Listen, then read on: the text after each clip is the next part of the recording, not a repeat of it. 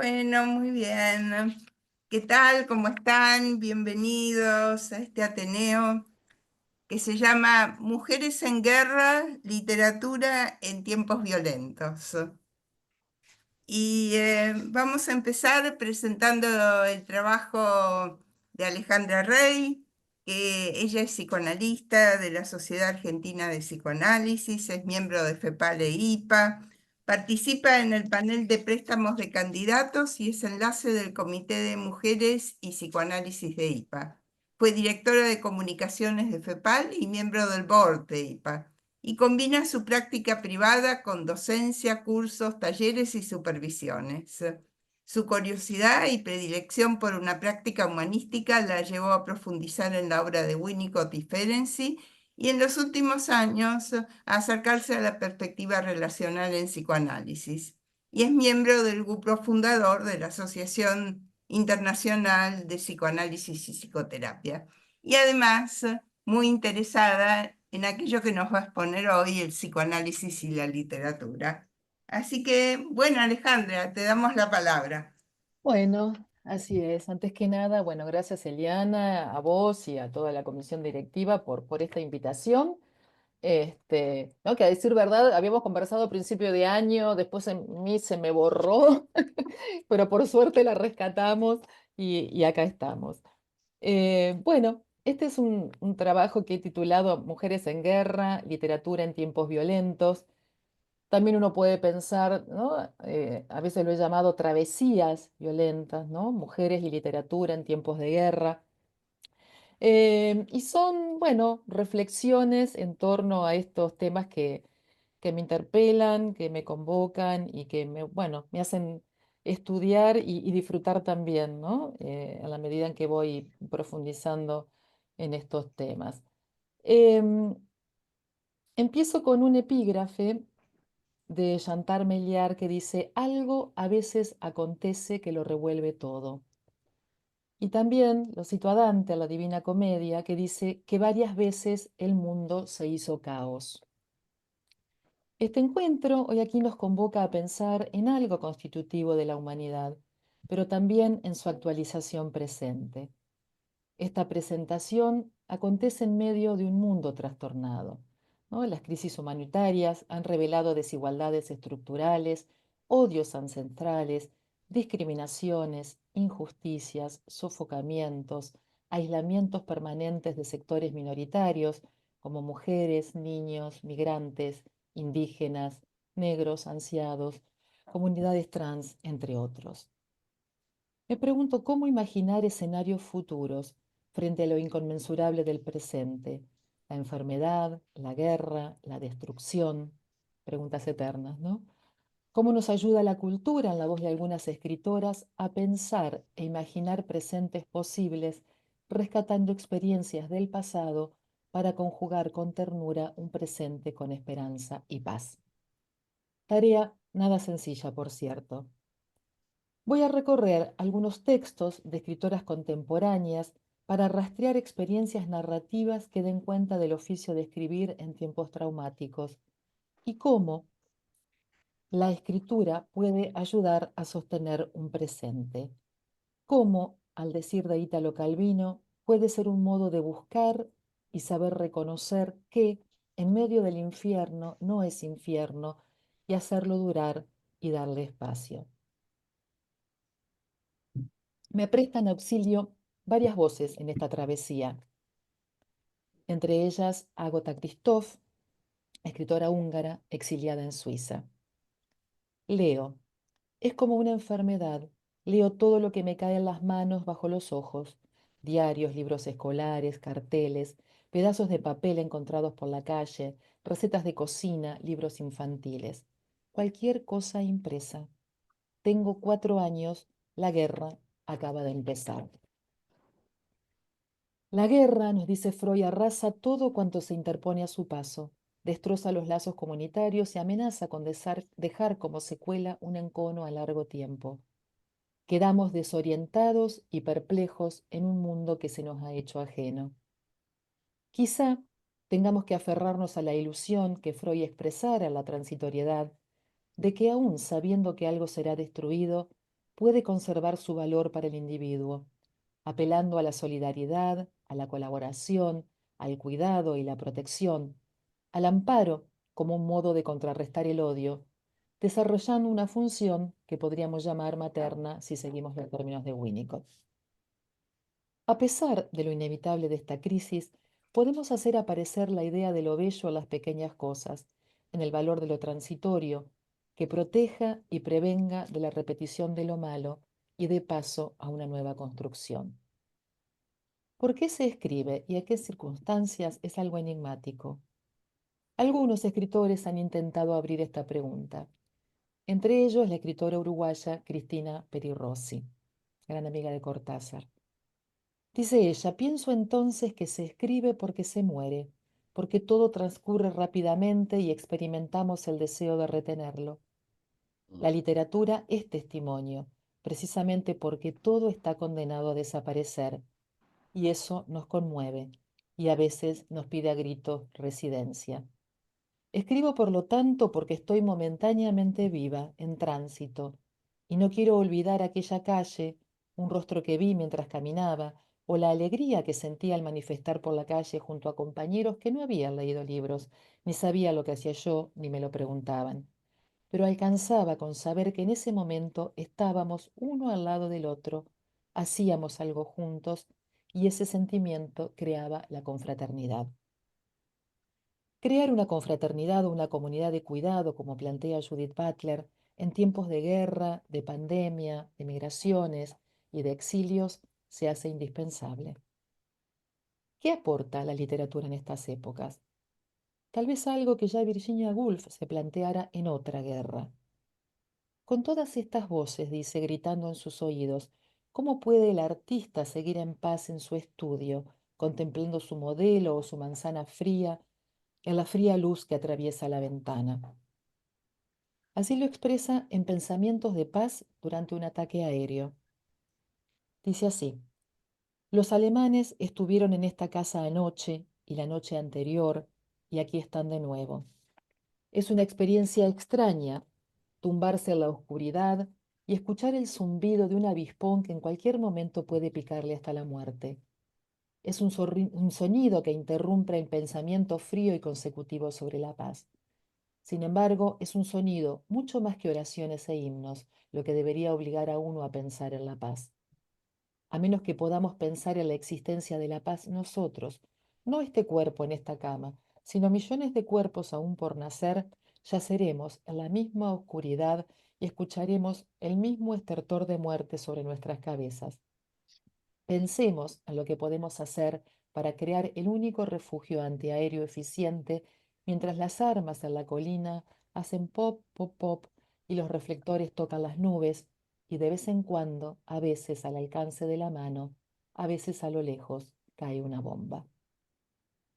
Existe, nos dice también, otra manera de pelear sin armas por la libertad. Podemos pelear con la mente, con las ideas, con la escritura. Al decir nuevamente de Milard, escribir para curar en la carne abierta, en el dolor de todos, en esa muerte que emana en mí y es la de todos. Escribir como quien desespera, para cauterizar, para tomarle las medidas al tiempo, para conjurar, para morder de nuevo el anzuelo de la vida, para no claudicar. Escribir porque es la forma más veloz que tengo de moverme. O bien, siguiendo a Anastasia Afanasieva, que es una psiquiatra y poetisa ucraniana, pregunto medio despierta, ¿es posible la poesía en el momento en que se revuelve la historia, una vez que sus pasos reverberan en los corazones? Imposible hablar de cualquier otra cosa. Hablar resulta imposible. Mientras escribo esto, muy cerca de mí se aniquila toda esperanza. Lo que planteo es que frente a la crueldad humana podamos sentir el poder transformador del arte mismo, el arte como espacio de ilusión que no podemos perder. Tal vez escuchar algunas voces de estas escritoras que han atravesado situaciones críticas nos ayude a encontrar un sentido, a compartir un dolor y a darle un espacio de intimidad y ternura que posibilite experiencias de intimidad. Intimidad que se asoma aún en los relatos de diferentes formas de violencia y de crueldad, en obras que tocan temas como exilios, femicidios, perversiones, campos de exterminio, guerras y niñez esclava. Intimidad que posibilita recobrar recuerdos aparecidos luego de tanta ausencia. La escritura, el relato, posibilita frente a un otro, un testigo, que el horror reaparezca y tal vez le otorgue algún sentido. Les traigo aquí ahora a Agatha Christoph en La analfabeta. Ella dice que las ganas de escribir vendrán más tarde, cuando el hilo de plata de la infancia se haya quebrado, cuando vengan los días malos y lleguen los años de los que diré, no me gustan. Cuando separada de mis padres y mis hermanos, ingreso en un internado de una ciudad desconocida, donde para soportar el dolor de la separación solo me queda una solución, escribir. Escribir en tiempos de guerra, escribir sobre la guerra cuando se pueda para conjurar el absurdo de la existencia, de lo absurdo de la vida, de su irracionalidad, de la falta de inteligibilidad depende el impulso creador. El arte crea sentidos para un mundo huérfano de ellos. Por eso, dice Camus, si el mundo fuese claro, no existiría el arte. El arte nos ayuda a penetrar la opacidad del mundo. La vida es un cuento sin sentido lleno de furor y de ruido narrado por un idiota, dice Shakespeare. Y a su vez Cristina Peri Rossi le responde, quizás si esto hubiera sido lo único que nos hubieran enseñado desde el principio y dogmáticamente como una religión, no habrían existido ni guerras, ni amores, ni desamores, ni elocuencias, ni violaciones, ni rascacielos, y hubiéramos desaparecido ya como los dinosaurios extinguidos. Escribir también para conjurar las penas que heredamos. Para Elif Shafak, es una escritora turca, ella dice que hablamos mucho de lo que hemos heredado, el color de pelo, la forma de la cara, pero también heredamos algo tan abstracto como la pena. Para ella, la primera generación de emigrantes, los mayores, ni siquiera hablan de lo que les ocurrió. No tienen un lenguaje porque han embotellado el trauma en su interior. La segunda generación tampoco. Están muy ocupados, tienen que construir una vida. Pero la tercera generación, los más jóvenes, son los que excavan en la memoria de sus mayores, les hacen preguntas y quieren saber la verdad. Esto también se ocupa de hacer Svetlana Alexievich, ¿no? Escritora bielorrusa, premio Nobel 2015, en su libro La guerra no tiene rostro de mujer. Les voy a leer aquí un fragmento un poquito extenso, pero creo que vale la pena para pensar cómo ella relata, rescata las voces de los batallones de mujeres que fueron a la Segunda Guerra Mundial y sobre los que se mantuvo un silencio hasta años recientes. Este libro es de 1985. Escribo sobre la guerra. ¿Cuál es mi primer recuerdo de la guerra? Mi angustia infantil en medio de unas palabras incomprensibles y amenazantes. La guerra siempre estuvo presente en la escuela, en la casa, en las bodas y en los bautizos, en las fiestas y en los funerales, incluso en las conversaciones de los niños. Un día mi vecinito me preguntó, ¿qué hace la gente bajo la tierra? ¿Cómo viven ahí? Nosotros también queríamos descifrar el misterio de la guerra.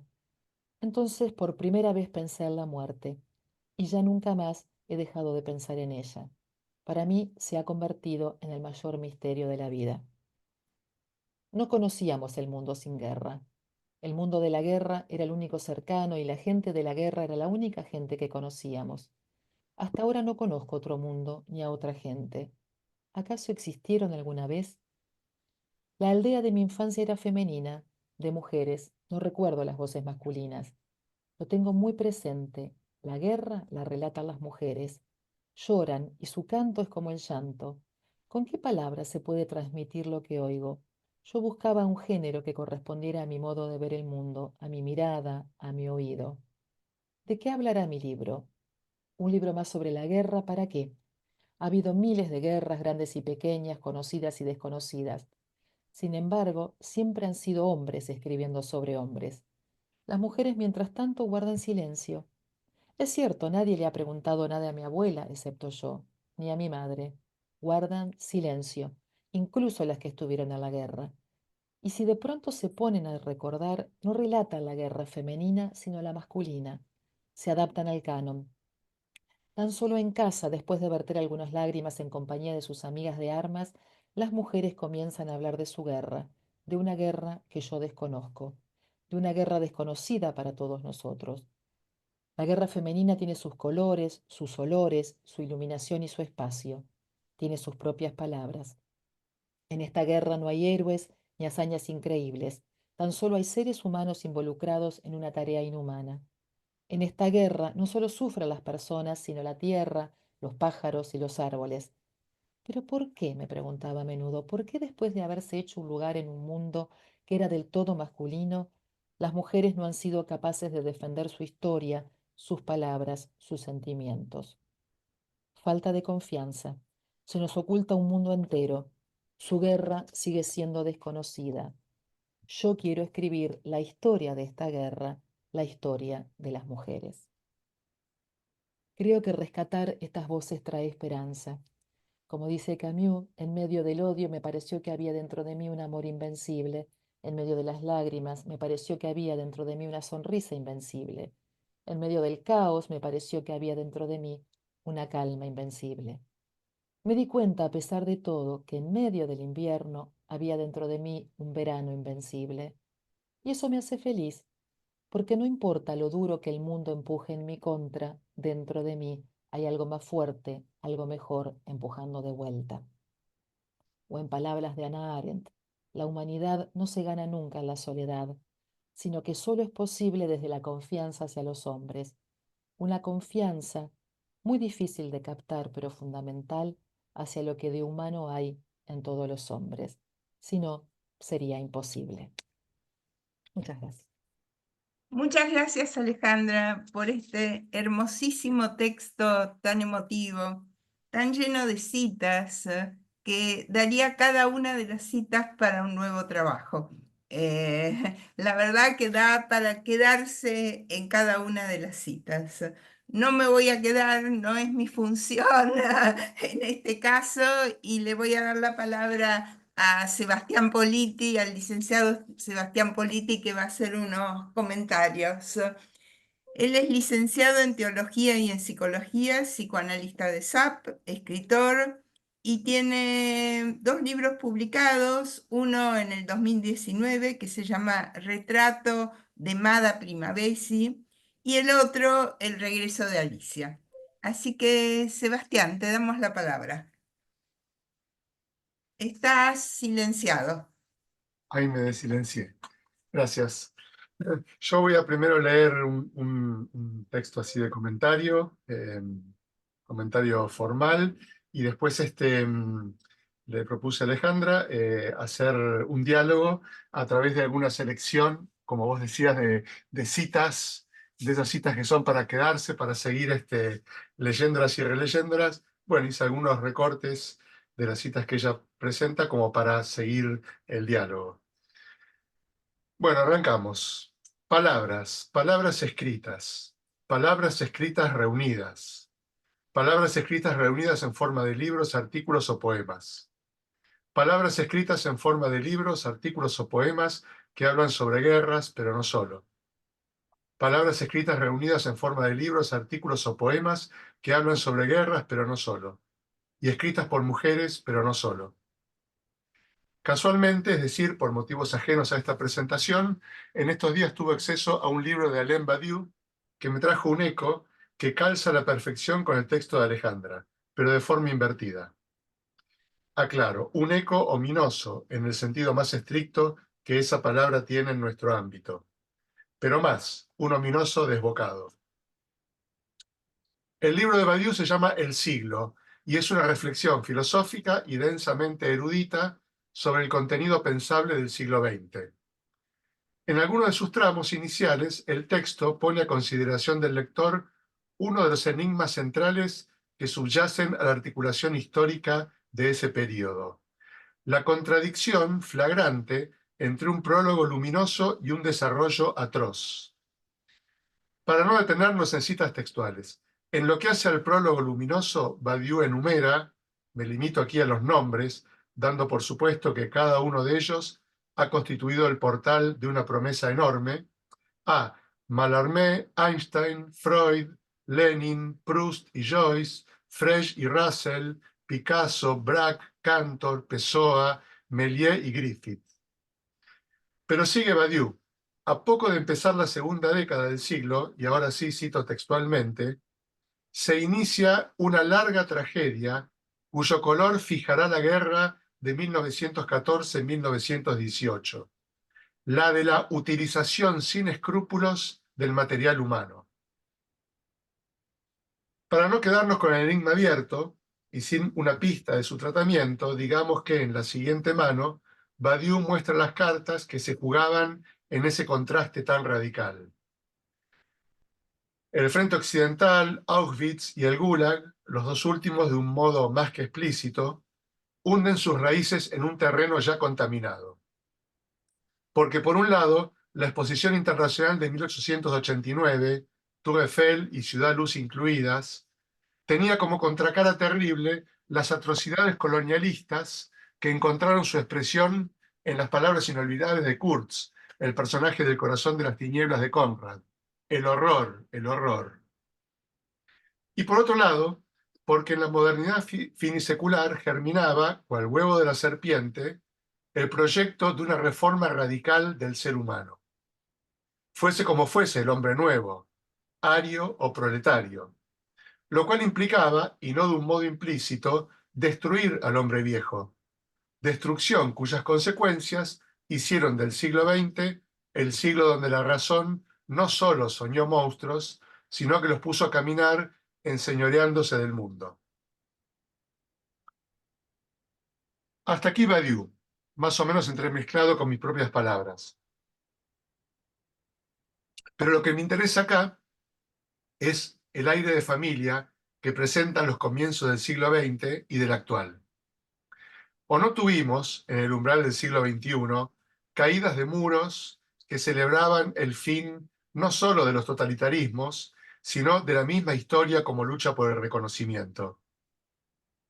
¿O no inauguramos redes globales que democratizarían la información y conectarían a la humanidad de un modo inédito?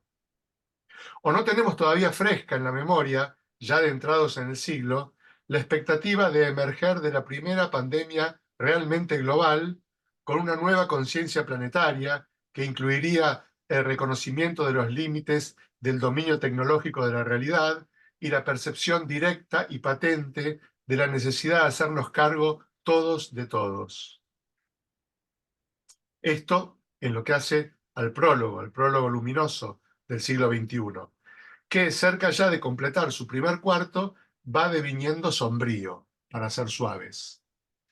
Porque tanto el fin de la Guerra Fría, que las familias alemanas y los papas polacos celebraron como un auténtico signo de los tiempos, como la utopía de un mundo interconectado por redes invisibles, dieron lugar a nuevas y más severas asimetrías, a una concentración del poder, la riqueza y el saber que no parece tener vuelta atrás.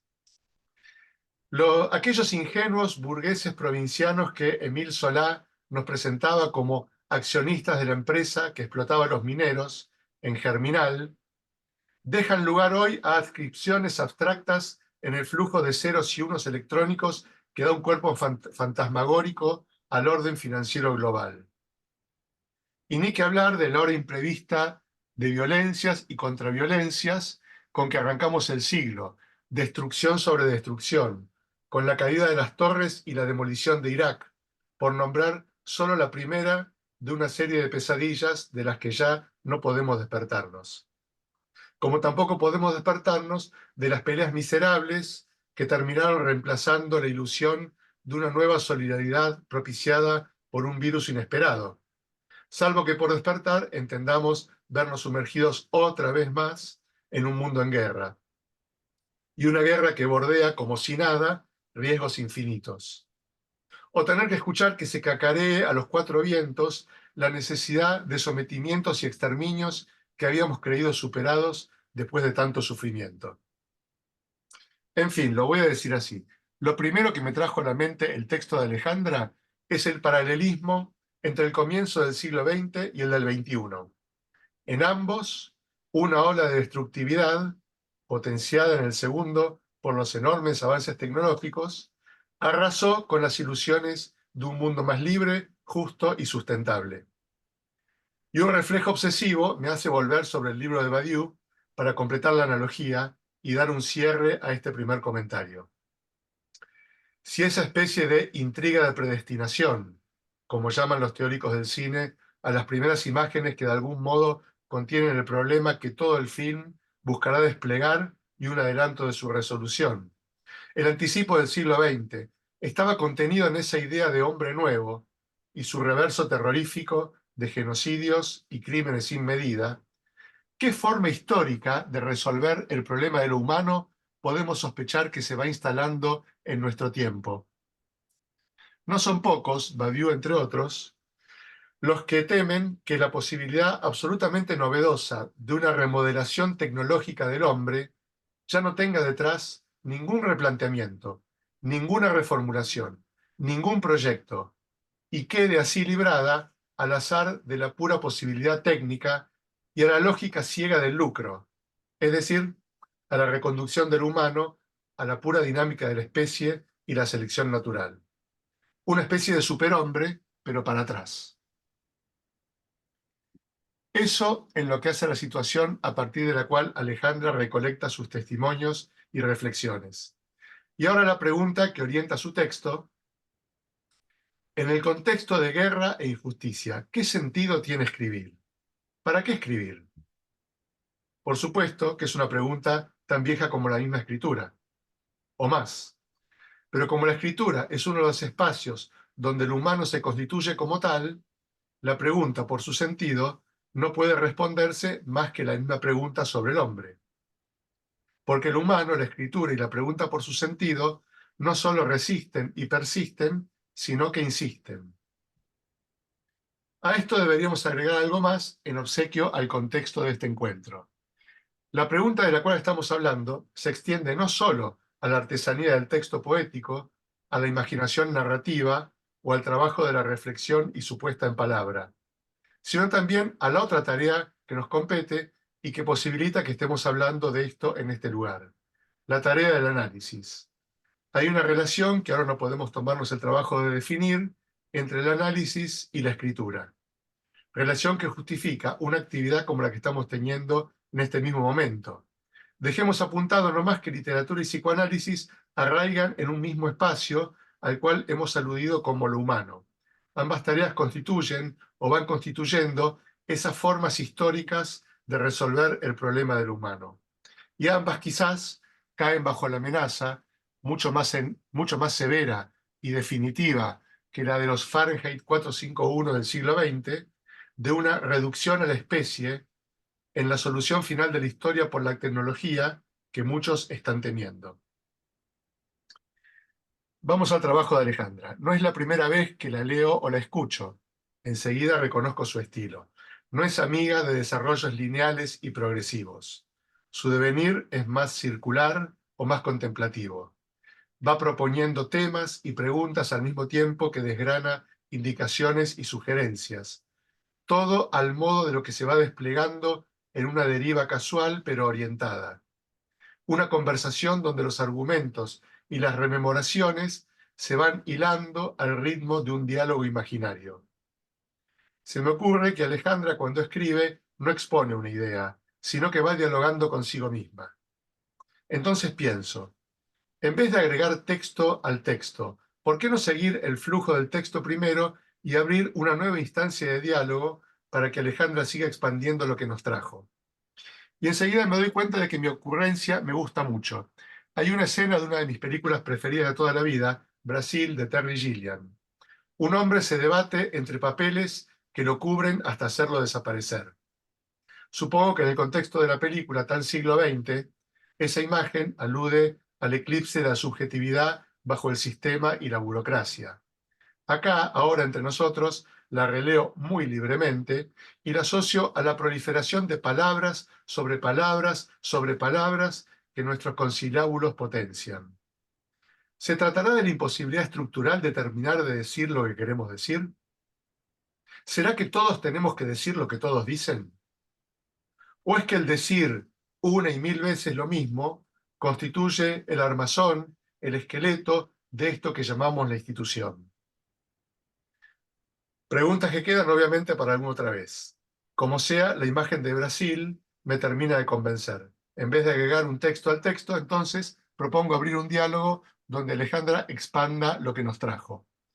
Quise darle esta forma a la conversación. En vez de elaborar preguntas que ella tenga que responder, hice una breve selección de algunas de las frases que ella trae en su escrito. Frases de escritoras y escritores, y voy a ir proponiéndoselas para que ella nos cuente cómo y por qué les dio un lugar en su trabajo y amplíe, si le parece, lo que estas palabras le sugieren.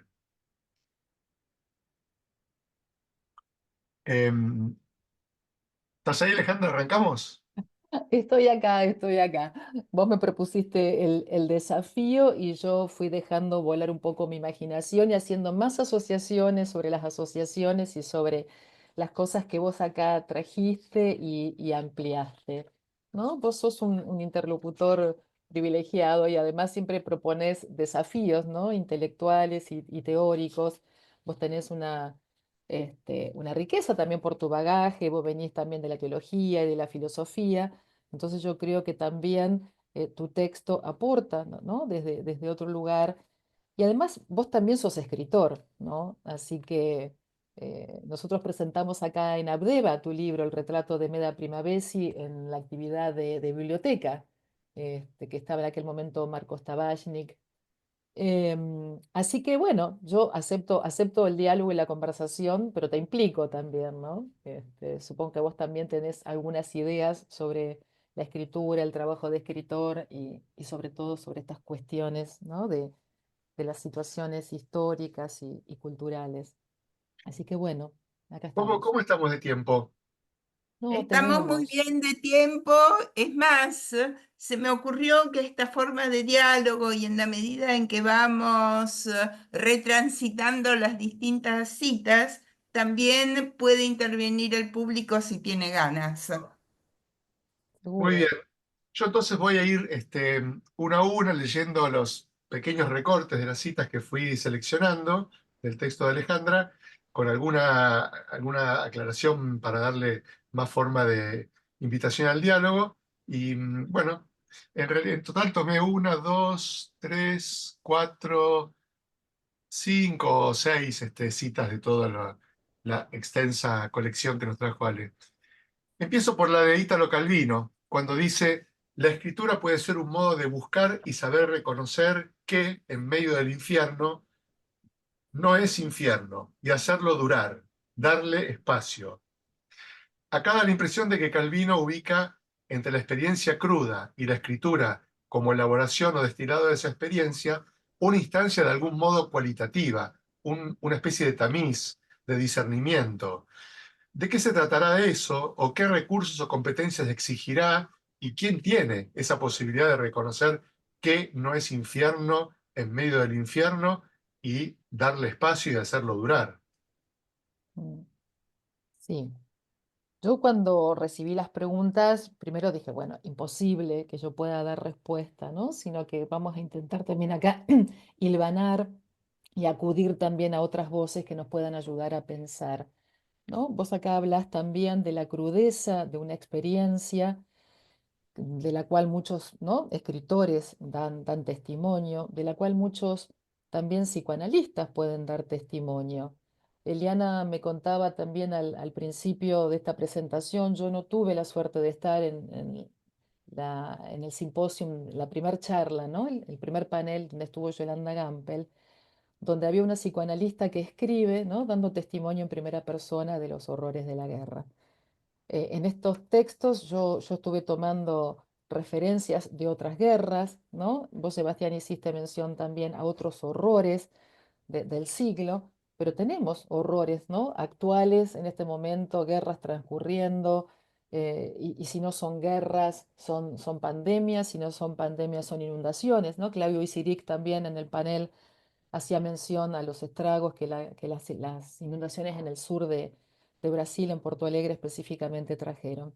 Entonces me parece que entre la crudeza de una experiencia vital, ¿no? Y ese destilado, ese tamiz, ¿no? Del que vos hablás, me pregunto si esto no es lo que habilita también alguna posibilidad, ¿no? De ir elaborando, de ir transitando, de ir digiriendo, como lo han hecho a lo largo de la historia infinidad de escritores. Yo hoy traje escritoras, ¿no? Porque me parece que han sido las más silenciadas en la historia. Pero tenemos, ¿no? Ejemplos, por ejemplo, Primo Levi, La escritura y la vida, o por ejemplo, Günter Grass citando a Adorno, ¿no? Sobre si era posible escribir después de Auschwitz. Él acuña esa frase, ¿no? Que dice que escribir poesía después de Auschwitz era imposible, ¿no? O también Víctor Frank, creo que acá él le contesta, ¿no? En El hombre en busca de sentido.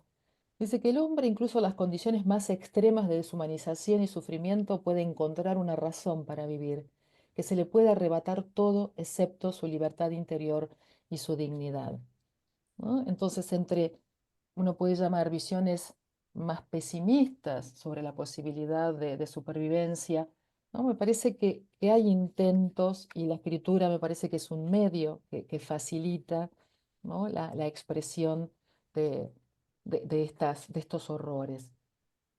Em, Acá tengo a mano también otra escritora argentina, María Negroni, en El corazón del daño. Cuando empieza ella es una advertencia y dice, la literatura es la prueba de que la vida no alcanza, ¿no? Citando a Pessoa. Puede ser. Más probable es que la vida y la literatura, siendo ambas insuficientes, alumbren a veces como una linterna mágica la textura y el espesor de las cosas, la asombrada complejidad que somos, ¿no? Me parece que cada escritor va encontrando su modo, ¿no? A través de su propia subjetividad de ir lidiando, ¿no? En el caso de María Negroni, bueno, es una relación conflictiva con su madre, pero que también puede llegar en ocasiones a ser traumático u horroroso. Eh, Seba, ¿vos tenés algún comentario acerca de esto mismo que planteaste? A No, mí me gustaría agregar algo Sí. sobre esta cita de Italo Calvino que trajo Sebas. Que en medio del infierno no es infierno y hacerlo durar, darle espacio. El sábado hablábamos sobre este mismo tema. Hablábamos, y yo citaba el sábado y lo voy a volver a citar, a Primo Levi, que Mm. planteaba cómo sobrevivir en un campo de concentración. Y él planteaba una serie de factores. Era joven, tuvo suerte, sabía hablar alemán, pero sobre todo era sostener un resto de humanidad. Eh, y en ese sentido, todos estos escritores y todas estas citas que vos traes nos hablan de sostener un resto de humanidad, que por ahí se junta con el trabajo nuestro como psicoanalistas, de poder en situaciones límites de guerra, de catástrofes, sumamente traumáticas poder sostener un resto de humanidad. Eh, y quizás este mismo tema lo podemos retomar después. Espero que Sebas también entre las citas haya elegido la de Albert Camus, de la cual si él no la eligió, la elijo yo. Sí. Está elegida, está elegida, está elegida. Eh, pero quizás antes, si te parece, Alejandra, no sé por qué esto no lo habíamos hablado, quizás antes de volver a Seba podemos ver si alguien del público resuena, tiene ganas de participar, ¿te parece? Sí, de todas maneras, me hiciste vos asociar algo y después si querés vamos al público. Total, las frases las podemos retomar, las podemos traer. Em, Cuando vos aludís a nuestro trabajo, ¿no? Al trabajo del analista, Seba en su texto también trae a colación esto, ¿no? ¿Qué lazos podemos tener entre escritura y psicoanálisis, la tarea del análisis? Él no lo dice, pero yo lo conozco y creo que él también acá alude a lo que Vicente Gali traía como el trabajo del clínico, ¿no? Un trabajo que no sé si está publicado, si lo podemos rescatar, em, que tiene que ver con la artesanía, ¿no? Y me parece que esto también lo tenemos que rescatar. Estos espacios de intimidad, estos espacios que se sostienen, presencial o virtualmente, ¿no? También aparece el tema de la pandemia, cómo estos espacios, ¿no?, persisten más allá de todos los cambios, más allá de la tecnología, más allá, ¿no?, de estas amenazas, ¿no?, que cada tanto estos gurúes alarmistas nos dicen, ¿no?, que vamos a desaparecer como humanos. Me parece que también eso es una tarea que hay que rescatar. Si vos querés, Eliana, pasamos al público si hay preguntas y si no, seguimos con nuestro ping-pong con Sebastián. Volvemos a Sebas si no hay ninguna mano levantada. Por el momento no la hay, así que Sebas, La segunda cita que yo elegí es, creo la que más me gustó de todas, que es la de Cristina Peri Rossi. Mm, No dice, se escribe porque se muere, porque todo transcurre rápidamente y experimentamos el deseo de retenerlo. La literatura es testimonio, precisamente porque todo está condenado a desaparecer. Y acá entra a jugar como otra categoría, ¿no? El tiempo entendido como fugacidad, como contingencia radical. Ya no estaríamos haciendo un discernimiento cualitativo o ético, como daba la impresión de, de decir el texto de la idea de Calvino, bueno, vos trajiste a Víctor Frankl y a Primo Levi, mm, eh, sino un rescate, una especie de negación creativa del agujero en el ser que implica el tiempo que todo lo devora, digamos, ¿no? Lo más parecido posible con nuestros propios medios a una especie de eternidad. Eh, ¿Cómo es que la escritura rescata, no? Sería la pregunta. ¿Qué condiciones deberá cumplir para hacerlo? ¿O es solo otra ilusión condenada al fracaso, no? mm, Uno dice, puede que sí, puede que no.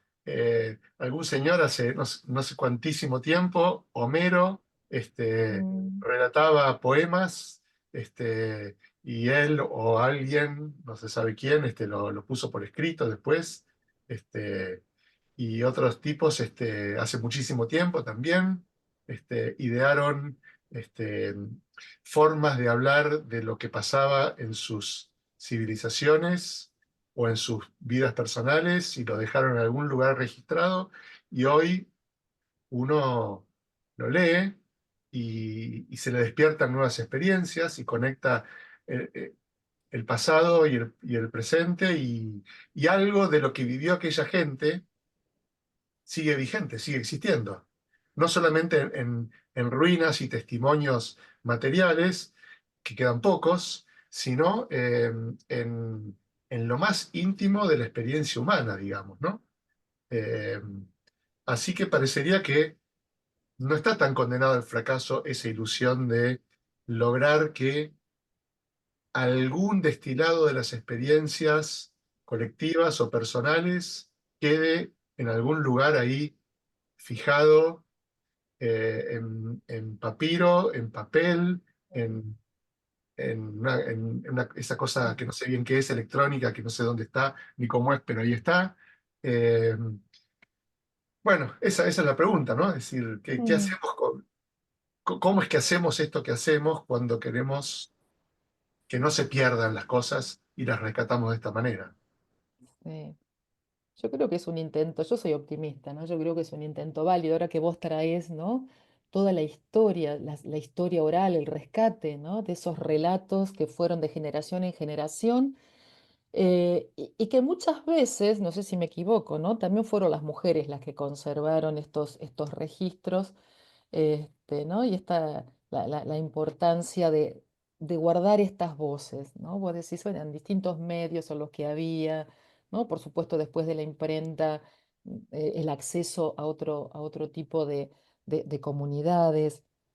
Eh, Asocio libremente, ¿no? Hace poco leí un texto de una escritora inglesa que para mí era desconocida, que se llama Janet Winterson. El título parecía más marketinero o de autoayuda, es ¿por qué quiere ser feliz cuando puede ser normal, ¿no? En relación a que esta mujer, adoptada por una familia de padres que no la reciben amorosamente, ella descubre el amor por otra adolescente y la madre entonces, la madre adoptiva le dice, ¿por qué haces esta elección? Y ella le dice, porque soy feliz, ¿no? Entonces, bueno, ¿por qué ser feliz cuando puede ser normal? Pero ella decía, ella venía de esta familia donde, digamos, le era privado, el bienestar, donde ella estaba muchas veces recluida en las carboneras en Inglaterra, la dejaban afuera en invierno, y ella encontró este refugio en la escritura, y de esto da testimonio. Hubo un libro em, que se llamó La fruta prohibida, y se hizo una serie, la BBC de Londres hizo una serie de 3 capítulos. Entonces, me parece que ella deja testimonio, después deja testimonio también de su búsqueda de la madre biológica. Pero ¿a qué voy con esto? Me estoy yendo un poco por las ramas. Em, Hablando de la ilusión, ¿no? Hablando de estos espacios, también me viene Winnicott a la cabeza, ¿no? Estos espacios, espacio de ilusión, que para él era el espacio transicional, donde también, no solo en el desarrollo del niño, sino este espacio de la cultura, de la creencia, de la ciencia, ¿no? De la religión. Este espacio como sí, ¿no? Que es y no es, mundo interno, mundo externo, y que permite, ¿no? la ilusión y que permite la creatividad. Y esto también me llevó a pensar en que si hay testimonio, ¿no? También tiene que haber un testigo que pueda ser facilitador de esta experiencia. Y acá mi asociación me llevó a una psicoanalista americana, Donna Orange, que tiene una obra vasta, es contemporánea, está viva todavía, es una mujer de 70 y largos de años. Ella escribe en un texto Psicoanálisis, Historia y Ética Radical, aprendiendo a oír. Ella ahí se toma el trabajo de diferenciar los silencios, ¿no? Silencios que algunos dicen cooperan con la violencia, otros silencios que tienen que ver con un respeto y una respuesta ética hacia el otro, ¿no? Diferencia el silencio de la indiferencia, de un silencio vulnerable hacia el que habla, ¿no? Entonces, ella está más cercana. Vos me corregirás, Sebastián, del lado de Levinas, ¿no? Él dice que el silencio da consentimiento a la violencia y rechaza la responsabilidad. Entonces, ella sostiene que para que alguien, ¿no? En este caso los pacientes, puedan dar testimonio de sus traumas, de estos horrores, tiene que haber alguien ahí presente que pueda acompañar, ¿no? Para que algo de este relato también pueda tener una posible inscripción. Bueno, hasta acá. Ujú. Gracias, Alejandra.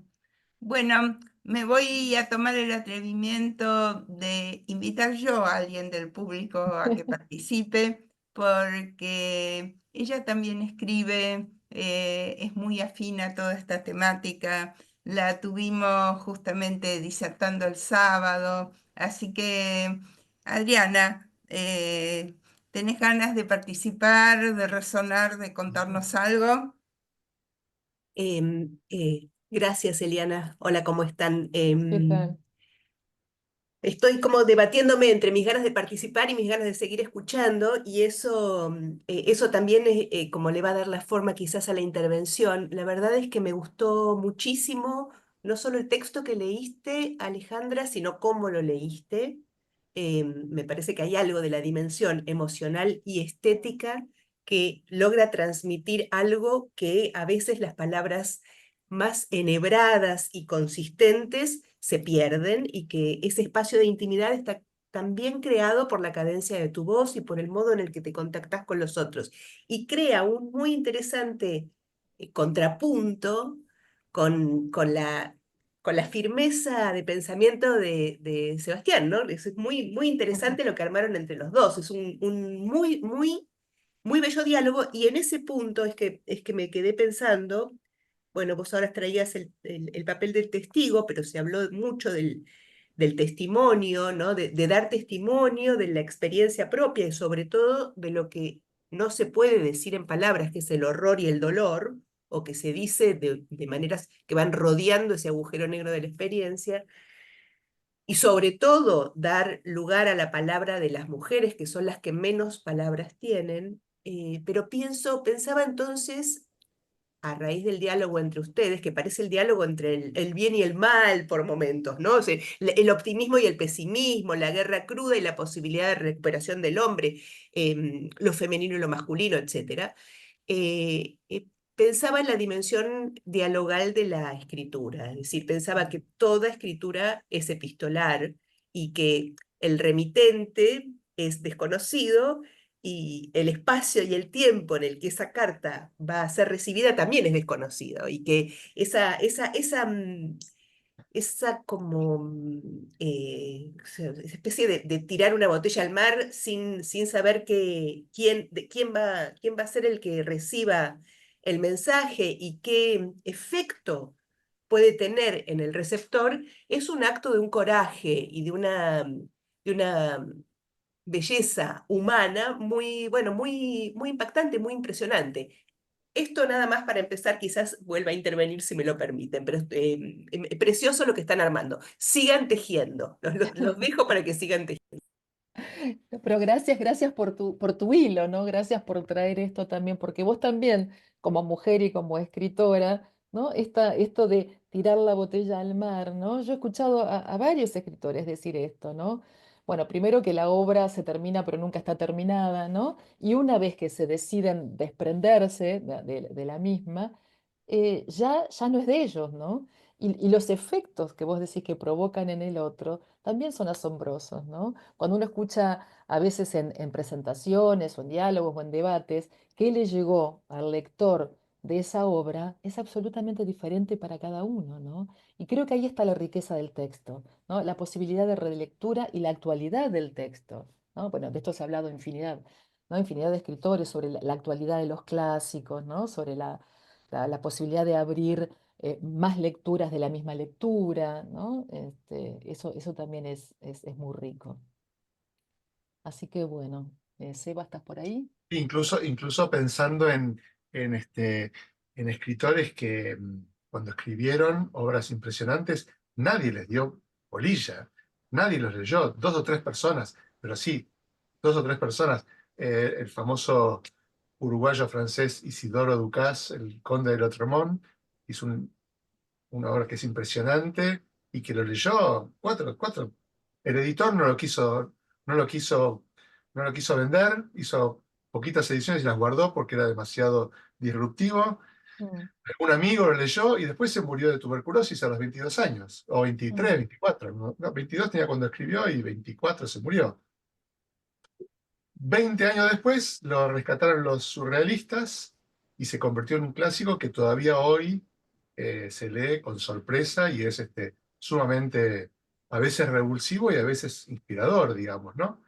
Cómo entonces esta experiencia, en el caso de él, una experiencia muy disruptiva de la conexión con el mal, de una crítica radical a la hipocresía de la sociedad de su tiempo, del fin del siglo XIX, cómo él le dio lugar en un texto detrás del cual lo que hay es una especie como de añoranza y deseo de una humanidad que sea mucho más auténtica, y que lo dejó ahí perdido, y ciento y pico de años después, yo, por mm, ejemplo, lo agarra, lo lee en una de las montones de ediciones que hay, que se siguieron editando. Incluso hay un trabajo interesantísimo de Pillon Rivière, desde el punto de vista psicoanalítico sobre esta obra.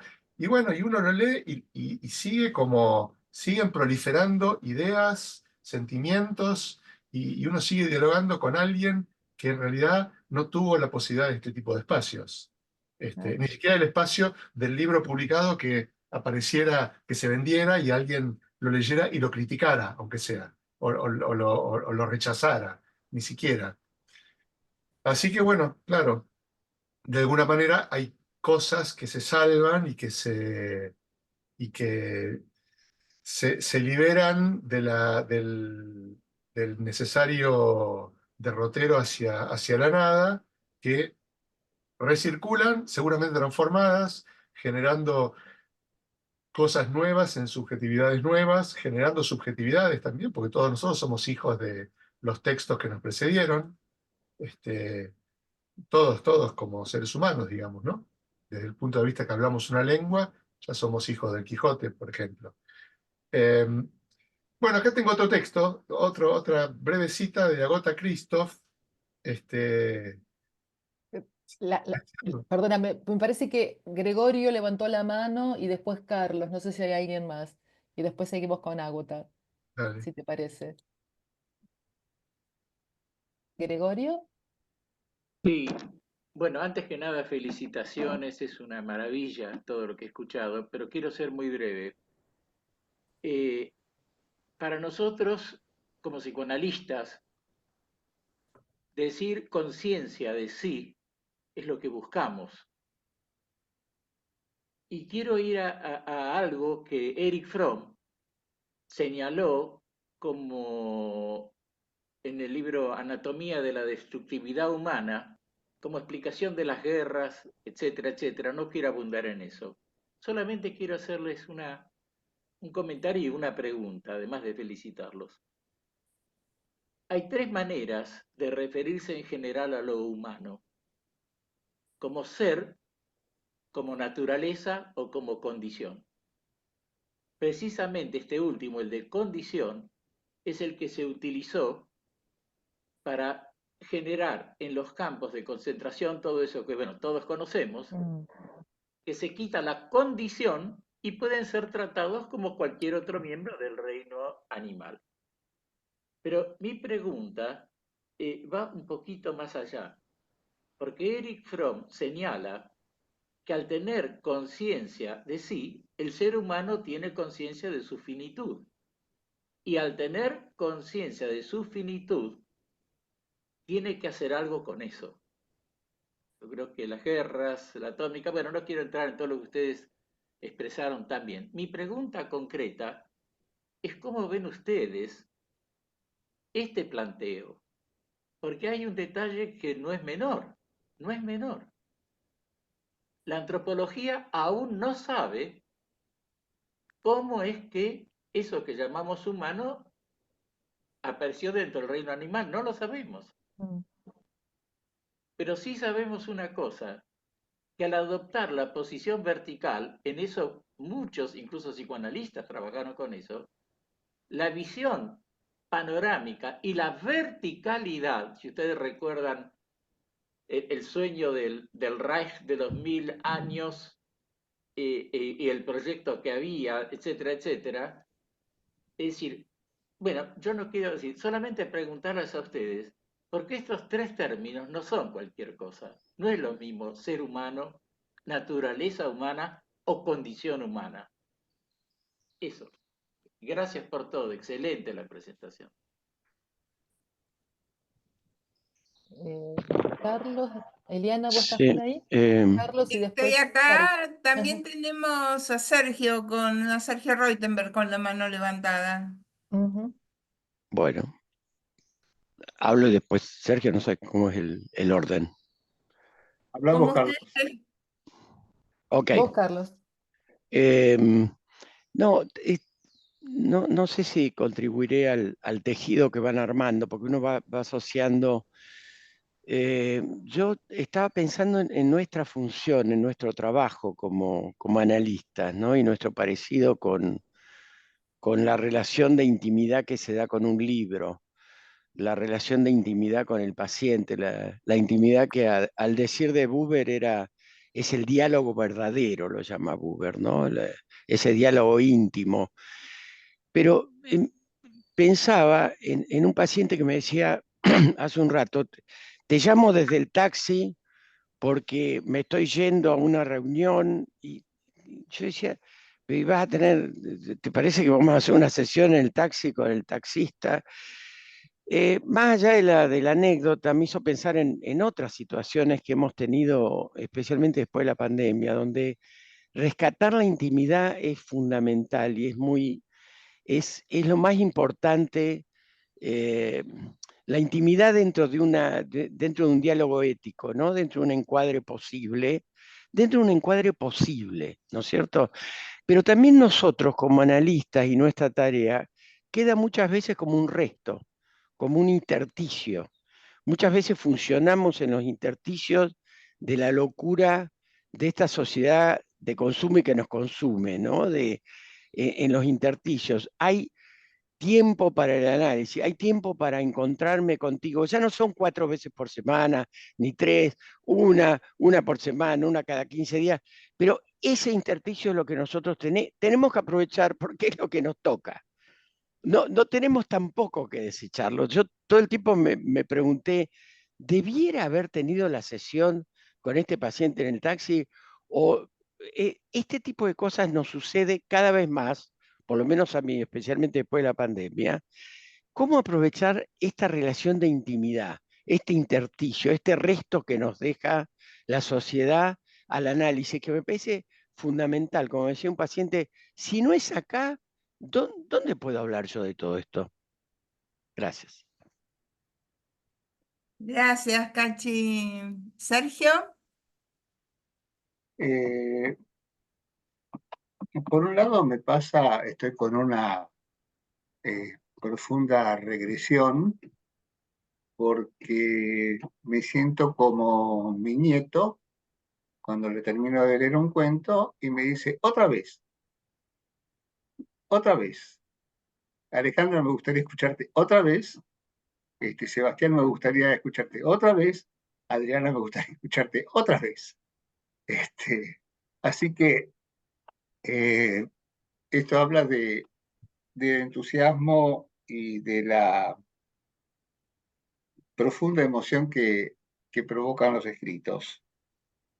Quería aprovechar para recordar el epitafio que Cícero le escribe a su esposa Euterpe, que, como dijeron en FEPAL, es la composición musical más antigua de la humanidad, porque está, y dice,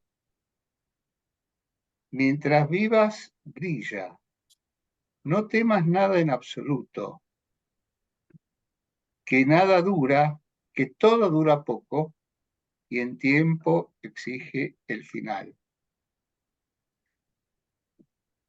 Haría una pequeña variación y es, mientras vivas, habla, mientras vivas, escribe, porque es el libro, como bien dijo Sebastián, lo encontró, es lo perdurable, amén de la memoria, porque la memoria después, los libros de Freud, ¿qué hubiera pasado si los escritos de Freud hubieran sido una tradición oral?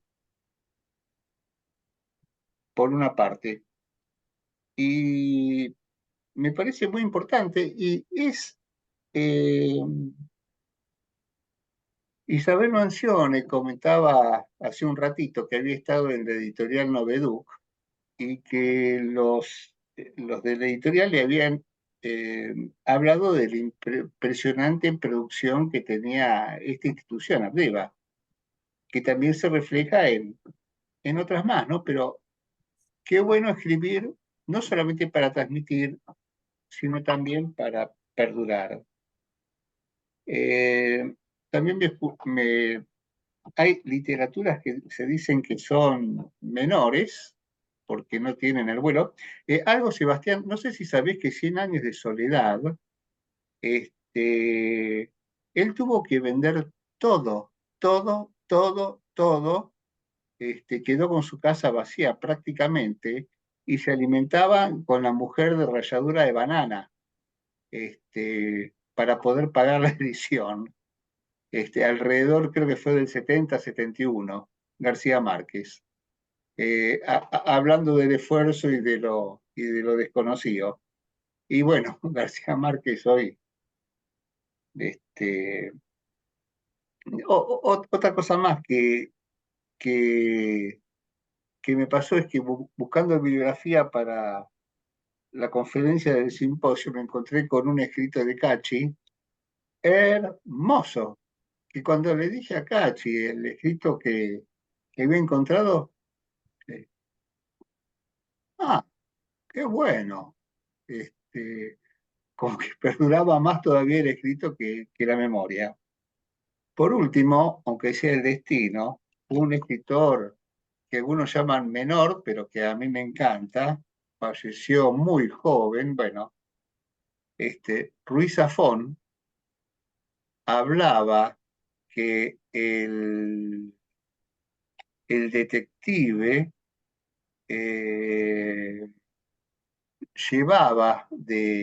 lo llevaban de paseo al cementerio de los libros olvidados. de los cuales se encontraban con una gran cantidad.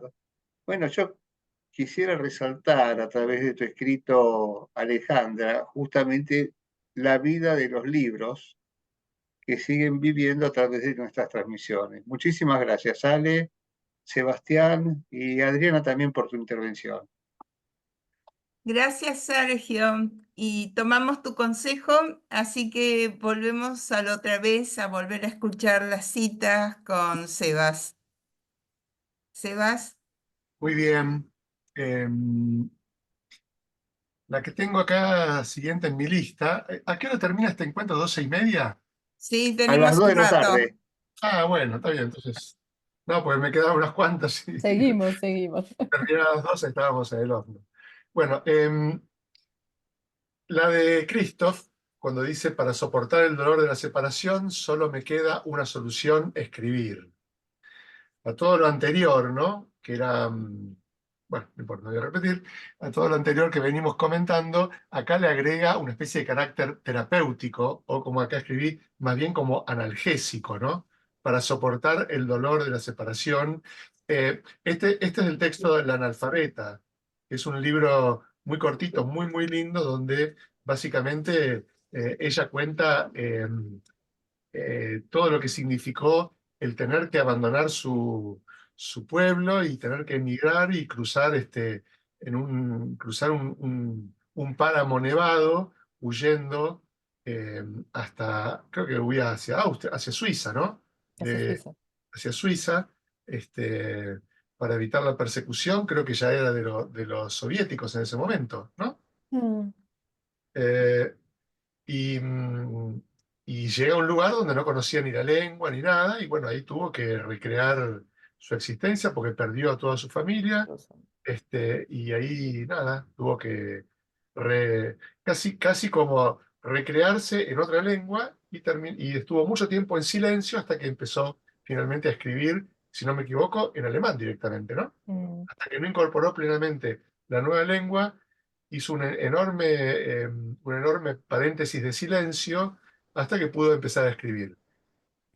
Y ahí entonces esta solución que ella encuentra, ¿no? Para soportar el dolor de la separación. Ahí me quedó esta pregunta, ¿no? ¿Será que el que escribe sufre menos, le duele menos las cosas de la existencia? ¿O hay, me parece más bien, el soportar el dolor de la separación, un poco contradiciendo a su propia cita, implica luego de un largo trabajo interno, absolutamente silencioso, ¿no? Al modo como vos recordabas, Ale, lo de el trabajo la propuesta de Vicente Gali del trabajo, el trabajo del análisis, como el trabajo del sueño, como el trabajo de la escritura, ¿no? Que es algo que se hace como si dijéramos en lenguaje computacional en segundo plano. Uno no está pensando en eso, pero se va haciendo, ¿no? Bueno, algo así me parece que quiere decir Agota Christoph, y me hace acordar a una frase, creo que es de Rilke, no me acuerdo, creo que es de Rilke, que dice que eh, a todo el mundo le cae la lluvia, Ujú. pero el poeta le cae sin sombrero. Este, eh, lo que implica, bueno, se moja más, pero eso le da la posibilidad de algún modo, poder dar cuenta un poco de un modo distinto o mayor o transformado de lo que implica mojarse. Sí, me hiciste acordar ahora, eh, no, pensando en esto, ¿no? Bueno, en el caso de Agatha Christoph y de tantos otros, pensaba también en los psicoanalistas emigrados, ¿no? En la guerra, que muchos fueron a Estados Unidos y también se encontraron con una lengua diversa, y el famoso silencio de los analistas, ¿no? No hacía más que responder a esta incapacidad, ¿no? De poder comunicarse en un primer momento. Em, no sé si hay escritura sin sufrimiento, la verdad, no lo sé. Acá hay escritores en la sala, vos mismo, Seba, Adriana. No, el otro día tuve la oportunidad de escucharla a Claudia Piñero. Ella contaba también cómo escribía, cómo le aparecían las imágenes, hablando de esto, ¿no? De la sensibilidad o de esta mirada atenta, ¿no? Cómo le cae la lluvia a cada uno, ¿no? Y ahora se me cruzó también un texto viejísimo, era de Tato Pavlovsky, no me acuerdo el título, pero cuando él describía, ¿no? el juego con los botones, no me acuerdo el nombre que tenía, él hablaba también un poco de lo mismo, de esta como sensibilidad del escritor que mira por ahí la realidad, ¿no? Con otros ojos, con otra sensibilidad, y que muchas veces es como que tuviera intuiciones o detecta cuestiones de la realidad que, bueno, después parecen como premonitorias. Me parece que alude a algo de esto. Em, por eso digo, no sé, hay sufrimiento en la escritura. Algunos sufren porque no son ordenados, ¿no? Algunos sufren porque no tienen tiempo para dedicarle más tiempo a la escritura. Em, Estaba recordando una serie de frases que había seleccionado en otro momento, pero que tiene que ver con esto, ¿no? Con Tomás Eloy Martínez decía que entre este intersticio que se abre entre la realidad, ¿no? Caótica, múltiple, y el universo de ficción, la escritura para él es una búsqueda, ¿no? Em, para otros, por ejemplo, Marguerite Duras dice, el escritor es algo extraño, es una contradicción y un sinsentido. Escribir también es no hablar, es callarse, es un aullar sin ruido. ¿No? O es un viaje a lo desconocido también, ¿no? Algo de lo que decía Adriana de la botella tirada al mar, ¿no? Es dejarse llevar por la escritura, es saber y no saber lo que uno va a escribir, ¿no? Em, Lispector dice es una maldición que salva, ¿no? O que la vida la quiere escritora y ella entonces escribe, ¿no? Eh, Dice, no es una elección, es una íntima orden de batalla. Si eso conlleva un sufrimiento o no, me parece que eso también queda librado, ¿no? Un poco a la subjetividad de cada uno. Eh, no sé si es un analgésico, ¿no? Me parece que sí es un modo de transitar, un modo, vuelvo a tomar algo de lo que dijeron antes quienes participaron, ¿no? Algo de poder apresar algo de la finitud, ¿no? Nosotros somos conscientes de nuestra finitud, pero no tanto, no la tenemos presente todo el tiempo. Pero hay algo de esto, ¿no? De dejar una marca, un registro, esto, ¿no? Eso que estás vivo, habla, si estás vivo, escribe, ¿no? Bueno, me parece que hay una conexión ahí con esto. Algo rescate, me voy un poquito de la frase porque me dejó pensando Sergio en cuanto a la desaparición de los libros, ¿no?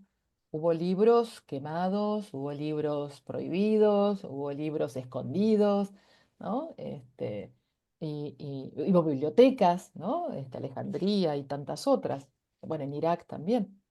Eh, ¿No? De la destrucción, ¿por qué se destruye, ¿no? Algo del legado de lo humano, ¿no? ¿Por qué esta persistencia en no dejar que eso se transmita? El peligro, ¿no? De la lectura, el peligro de lo que se transmite. Em, y algo anecdótico, cuando nombrabas recién a Cien años de soledad, de García Márquez, que creo que el mayor sacrificio lo hacía la mujer para darle el plato de comida, ¿no? No puedo dejar de acotar esto. Y, y en relación al boom latinoamericano, y ya que vamos a hablar de mujeres y rescatar a las voces de mujeres, que también acá hay políticas editoriales, ¿no? Y el mundo editorial ha sido muy cruel con las mujeres, hay que reconocerlo. En la misma época en que se hacían famosos los escritores del boom latinoamericano en los 60, Elena Garro, conocida por ser la mujer de Octavio Paz, ¿no? Tiene escrito Recuerdos del Porvenir, donde dicen que es mejor incluso que Cien años de soledad, ¿no? Entonces vale la pena, bueno, agradezco, ¿no? Por suerte que ahora hay infinidad, por lo menos lo que yo conozco, ¿no? Porque el mundo literario es tan vasto y las lecturas que accedemos nosotros también son, ¿no? Favorecidas por las traducciones y sin ir más lejos, ¿no? La actual premio Nobel fue traducida en Argentina mucho antes de que, ¿no? de que se la reconociera mundialmente por este, una traductora, ¿no? Coreana que vive en Argentina y que se formó en la Nacional Buenos Aires. Bueno, me fui de tema. Ale, tenés razón, un breve comentario, porque García Márquez agradece a la mujer el esfuerzo que hizo para vender todo y para cocinarle lo que tuvieron que comer durante tantos años. Él lo reconoce concretamente. Bueno, ahora sí tenemos varias manos levantadas. Isabel Mancione. Sí, bueno, lamento que voy a intervenir en un momento que ya se retiró Graciela Andrés, con la cual estuvimos trabajando en el simposio con una mesa de migrantes. Bueno, es muy amplio el campo conceptual que ha quedado planteado, como dijiste, María Alejandra. Vos decís, me fui del tema. No, te fuiste a otros lados del tema, es muy amplio. Ocurre que Abdeva, por suerte, tiene gente muy generosa y colaboradora que nos ha permitido continuar con un proyecto que antes se realizaba con la Organización Internacional del Migrante y ahora con los voluntarios que tenemos en Abdeva, que es atender a los migrantes una vez cada 15 días en un grupo de acompañamiento, que no es un grupo de psicoterapia, es acompañar las necesidades que van sintiendo, los dolores, derivarlos a psicoterapia o a lo que fuera, o acompañarlos en empoderarse del país y de los derechos humanos. Bueno, nosotros escuchamos todos los miércoles, y yo desde hace muchos años que estoy con migrantes, historias orales. Lo interesante es el pasaje. Para mí, que no soy escritora, aunque me encanta escribir, y de hecho escribo, el pasaje de la historia oral a la historia escrita. Pasó que les pidieron a los migrantes que para el simposio escribieran algo. Yo no sabía esto porque yo me había ido a Río de Janeiro, al Congreso de FEPAL. Entonces, Graciela Andrés y Liliana Ferrero, que colabora mucho, Marta Viola, Santiago Carballo, son los que estamos en general. Entonces, cuando yo los escucho el viernes, lo que han escrito, me quedé admirada, porque yo que escucho, ellos son los narradores y al mismo tiempo son el personaje narrado. Es muy interesante eso. Pero el pasaje de la historia oral, la historia escrita, me dejó por un lado encantada y por otro lado inquieta, porque en la historia escrita es toda una historia de esperanza. Es un poco al estilo de lo que vos leíste, María Alejandra, porque la gente que escribió, en parte, ha vivido cosas horrorosas. Yo les cuento, una de las asistentes al taller vino caminando de Perú hasta la Argentina y fue violada en la frontera en todo sentido. Le robaron el dinero y sufrió violación física. Otra de las personas vio cómo en Colombia, en una ciudad muy nombrada por lo terrorífica que es, como un compañero venezolano robó una fruta porque tenía hambre, fue asesinado por las maras que están por ahí. Bueno, ella quedó muda durante un tiempo. Después que lo pudo contar en el taller, poco tiempo más la vimos. Después se retiró a aprender tejido, bordado y otras cosas. Bueno, como esas cosas, muchas, pero lo que yo escuché el viernes fue delicioso, una ternura, una esperanza, una confianza, que no sé si fue querer quedar bien con la institución que los atiende, todavía no lo sé, o que en el pasaje de la historia vivida y relatado oralmente a la historia escrita, hay procesos de abstracción que se ponen en juego y también los sentimientos que se van trabajando en el taller. No, me hubiera gustado que estuviera Graciela Andrés porque ella fue la coordinadora, pero perdonen, se me pasó cuando se retiró Graciela. Les quería contar esto porque me parece una experiencia que está ocurriendo en Abdeva y que seguirá ocurriendo. En ese grupo hay rusos, hay brasileros, hay peruanos y hay venezolanos hasta el momento. Bueno, nada, eso. Gracias. Gracias, Isabel. Rita. Bueno, impactada por lo que acaba de contar Isabel, me parece maravilloso y bueno, y agradezco a Alejandra y Sebastián que me despertaron un montón de reflexiones. Yo hice mi tesis de doctorado sobre la escritura en el proceso de formación de los psicólogos y psicólogas, de manera que eso me llevó a investigar mucho sobre la cuestión de la escritura y a investigar mucho sobre la producción de los lingüistas y de las fuentes, ¿no? Y, en fin, entonces, escuchándolos, alguna reflexión o un comentario, ¿no?, sobre la experiencia íntima de la escritura, que tiene mucho que ver con lo que han contado. Esa experiencia íntima de la escritura que, a ver, por ejemplo, Vygotsky plantea cuál es el borrador imaginario previo al acto de la escritura, ¿no?, que los lingüistas llaman el habla interna.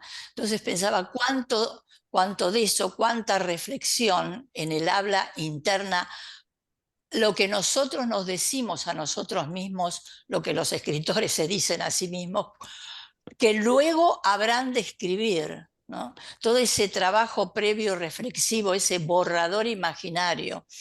Y me estaba acordando también de otro lingüista de apellido Ong, filósofo también, historiador, que decía que las palabras en un texto escrito son totalmente distintas de su misma condición en un texto hablado, es decir, que las transformaciones, los procesos de transformación en el pasaje de lo hablado, del habla interna al habla, a la escritura, donde las palabras, dice, se encuentran solas, ¿no? Se encuentran solas en un escrito y el que lo produce también está solo, ¿no? Es decir, que ahí tomo lo que decía Sebastián sobre el trabajo interno silencioso y lo que decía Alejandra sobre hay sufrimiento en la escritura, entonces ese trabajo interno, ese borrador imaginario previo al acto de la escritura. Y con todo lo que han contado, cuántas veces la escritura ha permitido la sobrevivencia, ¿no?, la supervivencia de las personas, ¿no?, en los casos, las mujeres que ha relatado María Alejandra y que, bueno, me parece fascinante. Les agradezco muchísimo. Gracias. Gracias, Rita. Adriana. Muy cortito, simplemente para agregar un hilito de color, bueno, que es interesante porque el diálogo lo va creando, ¿no? Y finalmente uno parece que va a decir algo muy lejano y las intervenciones lo van acercando. No, simplemente me quería referir a siguiendo con las relaciones entre literatura y psicoanálisis, los parecidos, la escritura y el psicoanálisis, qué tipo de parecidos podemos encontrar. Porque bueno, yo soy escritora, pero también soy psicoanalista. O soy psicoanalista, pero también soy escritora, nunca me queda muy claro cómo es. Pero sí pensaba que hay algo en relación a los extranjeros y su relación con la lengua, al silencio que se genera después de una situación muy traumática y a la relación entonces también distanciada con la lengua. Hay algo en la relación con el lenguaje que tanto en el psicoanálisis, en el diálogo analítico, cuando el psicoanalista tiene que aprender una lengua que desconoce, que es la lengua del inconsciente del paciente, o cuando el escritor tiene que escribir en una lengua que también es desconocida, que es la lengua con la que va a escribir ese poema, ese cuento, ese libro, no necesariamente porque sea extranjera, pero siempre uno se maneja con un lenguaje extranjero, cuando se toma en serio esto de comunicarse y comunicar desde el interior más profundo de uno lo que uno siente y que llegue al otro. Siempre el lenguaje es un otro que está ahí, ¿no? Pero que nos es ajeno. Y esa ajenidad, esa distancia que compartimos escritores y psicoanalistas, y ese trabajo sobre la aceptación de esa distancia, que implica, entre otras cosas, el duelo por entender que uno no va a poder decir lo que quiere decir, sino que siempre va a decir otra cosa y que además esa otra cosa que uno dice va a llegar al otro de otra manera, como decía Alejandra antes, pero me parece que hay algo ahí en la relación de distancia y en el uso del lenguaje que quiero subrayar no solo por esto, en este sentido, que es, ahora que Rita decía lo de su tesis sobre la escritura en la formación, yo trabajo con talleres con psicoanalistas en formación acá en otros países, de escritura, quiero decir, y creo que una de las cuestiones más difíciles es lograr que haya un trabajo más libre con la lengua, ¿no? Que el psicoanálisis a veces nos impone categorías de pensamiento y la necesidad de precisar palabras que alejan esta posibilidad más metafórica de jugar con el lenguaje en una forma más personal, íntima, festiva, bueno, de juego, insisto, ¿no? Entonces me parece que ahí hay algo muy interesante para pensar. Nada más que eso es todo. Gracias, Adriana. Bueno, Janet, nos gustaría escucharte. Bueno, a esta altura de todo lo que hemos escuchado y la presentación de Alejandra en diálogo con Sebastián, me quedo pensando que vamos a necesitar un tiempo para digerir, metabolizar todas las aristas, ¿no?, que se abrieron. El recorrido de Alejandra por múltiples autores, por la literatura, por la función de la poesía, ¿no? Me parece que es sumamente inclusivo de diferentes temas, ¿no? Yo me quedé muy impactada con el tema de la muerte y con el tema de la violencia, por ponerlo en un marco, ¿no? En un gran título. Y me quedé pensando en cómo la cultura, el arte, la poesía, nuestros escritos como psicoanalistas intentan ganarle un territorio a esto que trajeron muchos, pero lo trajo Cachi respecto de aprovechar ese intersticio. Porque en realidad me quedé como pensando que hay un intersticio cada vez que se achica o se agranda entre la esperanza y el desamparo, ¿no? Yo me quedé un poco más impactada por esta línea que trajo Alejandra, que bueno, después en su diálogo con Sebastián se fue corriendo. Alguien decía ahí que se van llevando otros temas.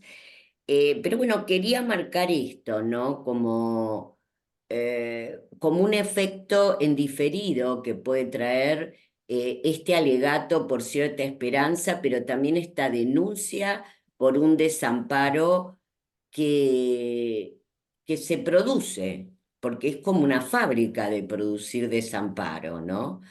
Bueno, la felicito a Alejandra por su amplia motivación de lectura, ¿no? Muchas gracias.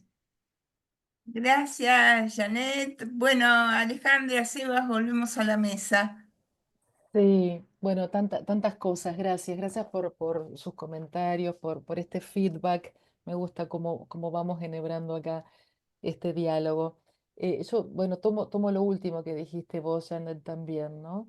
En cuanto a la expresión de la lengua, en cuanto al desamparo, lo ligo con lo que dijo Isabel también, ¿no? En cuanto a la experiencia con migrantes, que si la institución o si quienes acompañan, ¿no?, en este proyecto les dan este espacio y estos migrantes son capaces de tomarlos y de volcarlo en esta lengua extranjera, es porque seguramente, ¿no?, hay un espacio ahí, ¿no?, de acogida, de recibimiento y de cierto cuidado, ¿no?, para que esta expresión pueda tener lugar.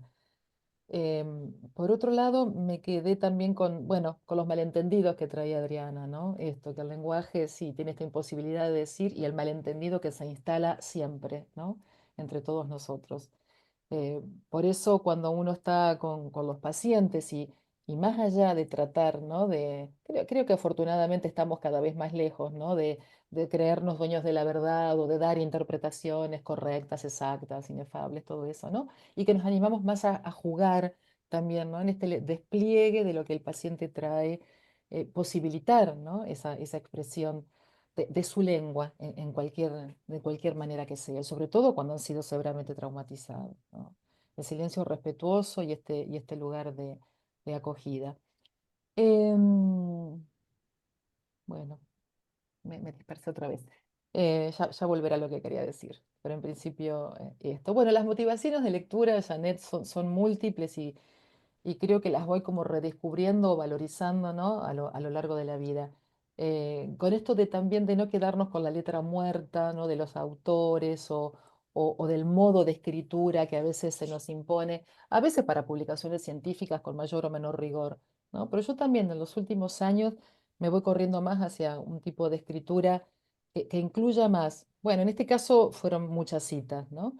Pero que jueguen más también con sensibilidades y, bueno, que transmitan también, ¿no? Lo que uno ha podido leer y digerir también de las lecturas psicoanalíticas, pero no en esa repetición, ¿no? Como a veces tediosa o a veces nos desinforma, que nos deja alejados, ¿no? De una vivencia o de una experiencia, que es lo que yo quiero a veces rescatar, ¿no?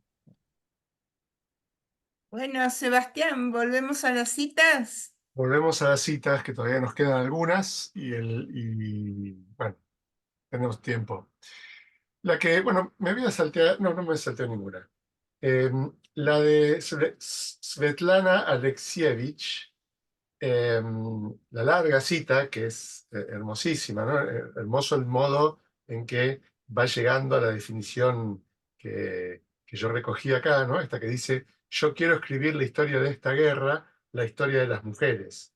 Todo ese relato por el cual va encontrando que la historia que se cuenta es la historia de los hombres, y a veces también las mujeres cuentan la historia de los hombres, pero hay otra historia ahí que hay que ir, que ella quiere ir como desgranando y encontrándole,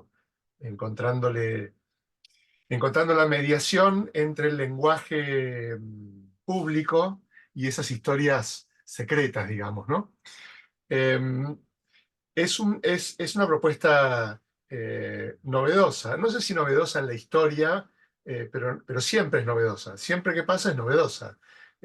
Porque es una escritura desde el reverso de la historia, o desde un repliegue escondido de la historia.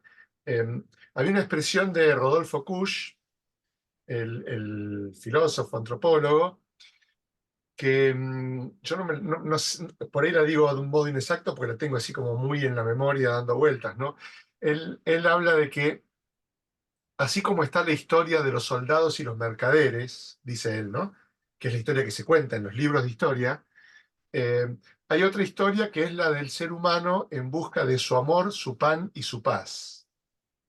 Esas historias pequeñitas que no son las de los conquistadores, soldados, mercaderes y demás, todas esas categorías, bueno, que él les da todo un desarrollo, ¿no?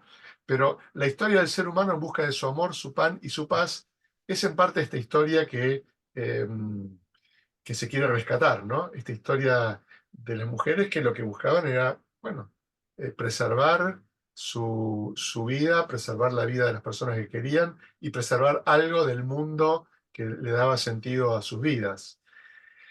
Me viene como contraste esa expresión tan desagradable de Harold Bloom, ¿no? El crítico este famoso, que en realidad se refiere un poco a otra cosa. Voy a ser un poco injusto con él, pero cada tanto está bueno pelear, tiene con quién pelearse. Cuando él habla de las hermenéuticas de la segunda mitad del siglo XX, por ejemplo, las hermenéuticas de género, de clase, etc., él a veces lo llama como la escuela del resentimiento, ¿no? Los feminismos, etc. Hay como una contradicción entre esta cuestión de qué se trata, de escuelas de resentimiento o se trata de preservar y salvar esta historia del ser humano que busca guardar y preservar o encontrar su amor, su pan y su paz.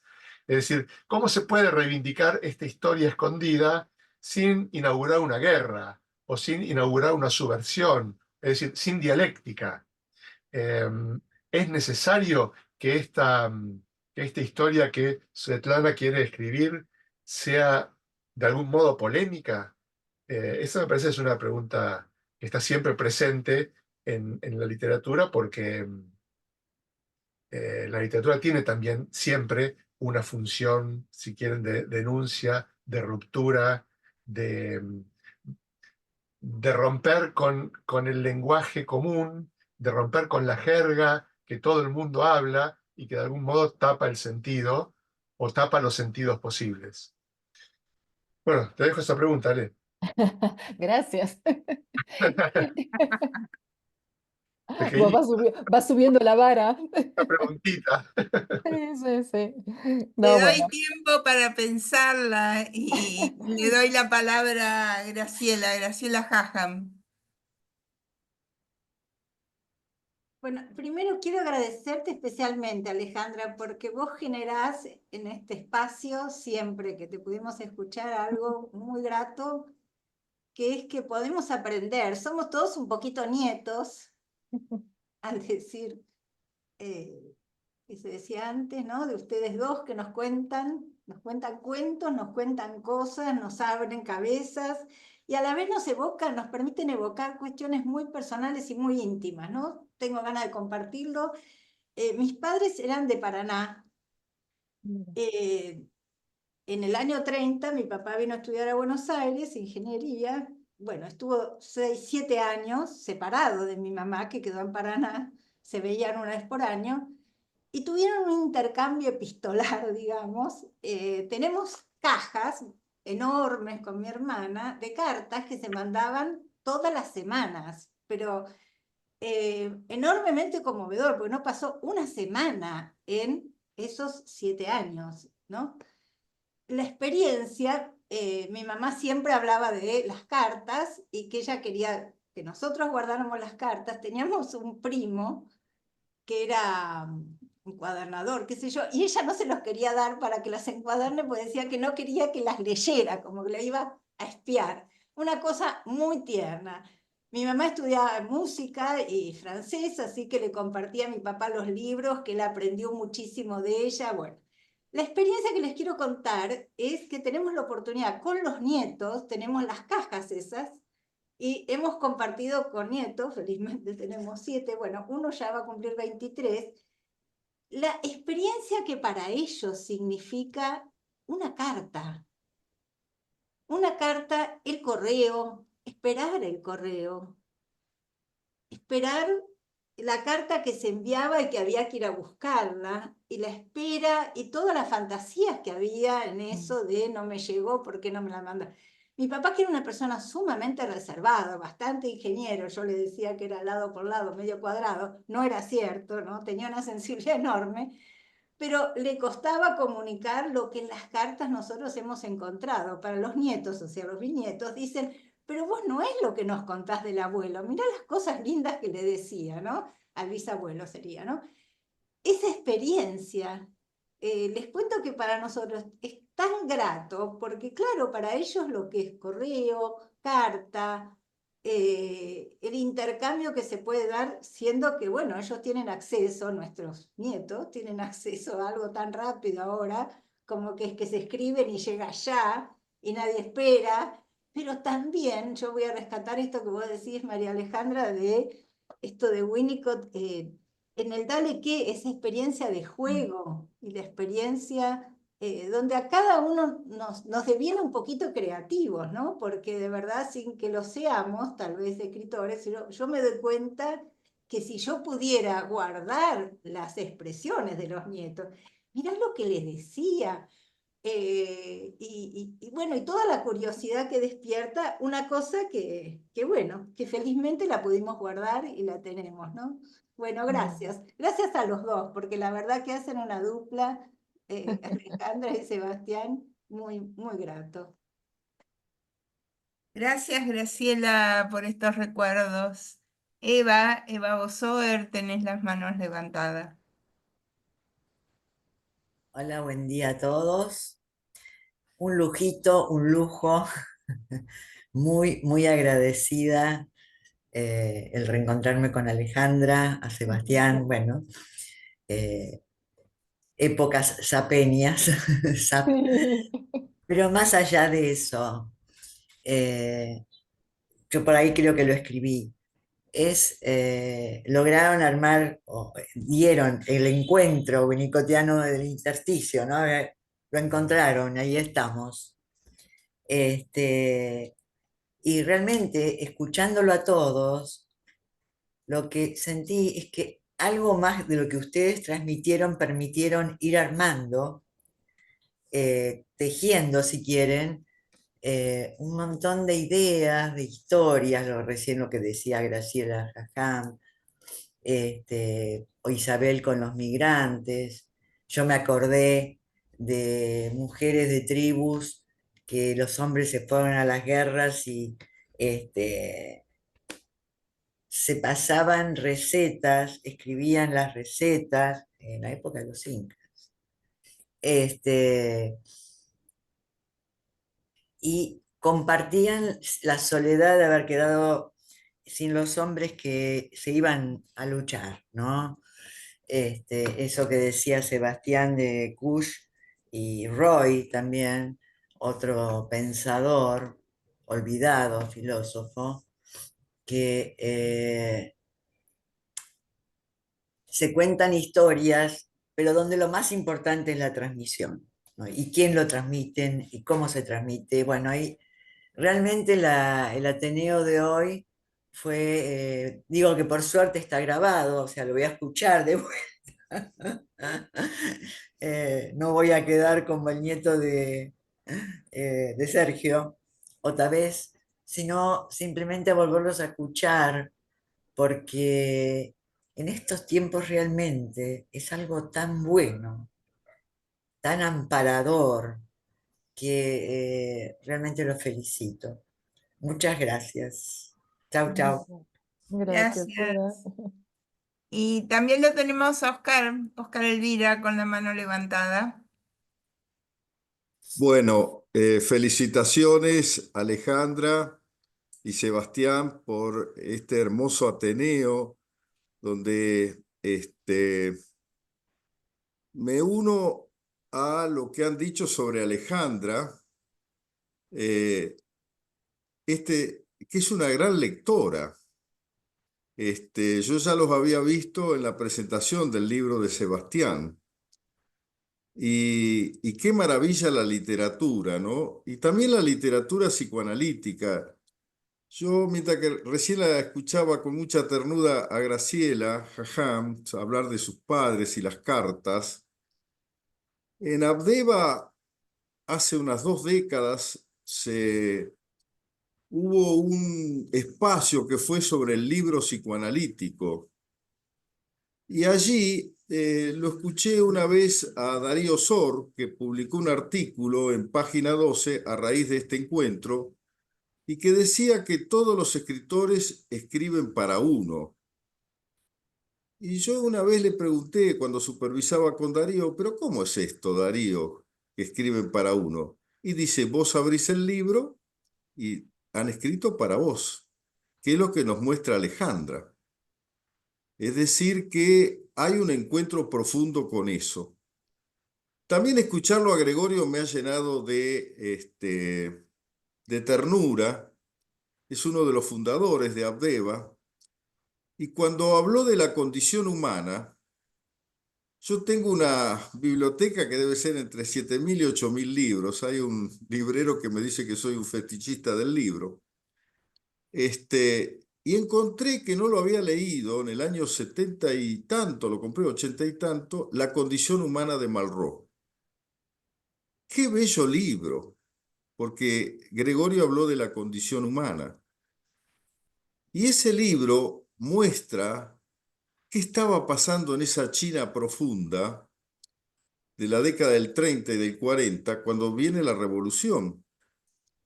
Pero presenta a los distintos artífices de esa cultura, como los que lo han leído lo saben, los franceses, los chinos, los japoneses, los rusos, y cada uno mostraba su condición humana, pero también lo que aparecía era la destructividad humana, pero no como el centro. En ese sentido, yo me reconozco profundamente ferenciano. Ferenczi al principio adhirió a la pulsión de muerte de Freud, pero luego no. Es decir, lo que él dice es que la vida contiene la muerte, pero lo central es la vida.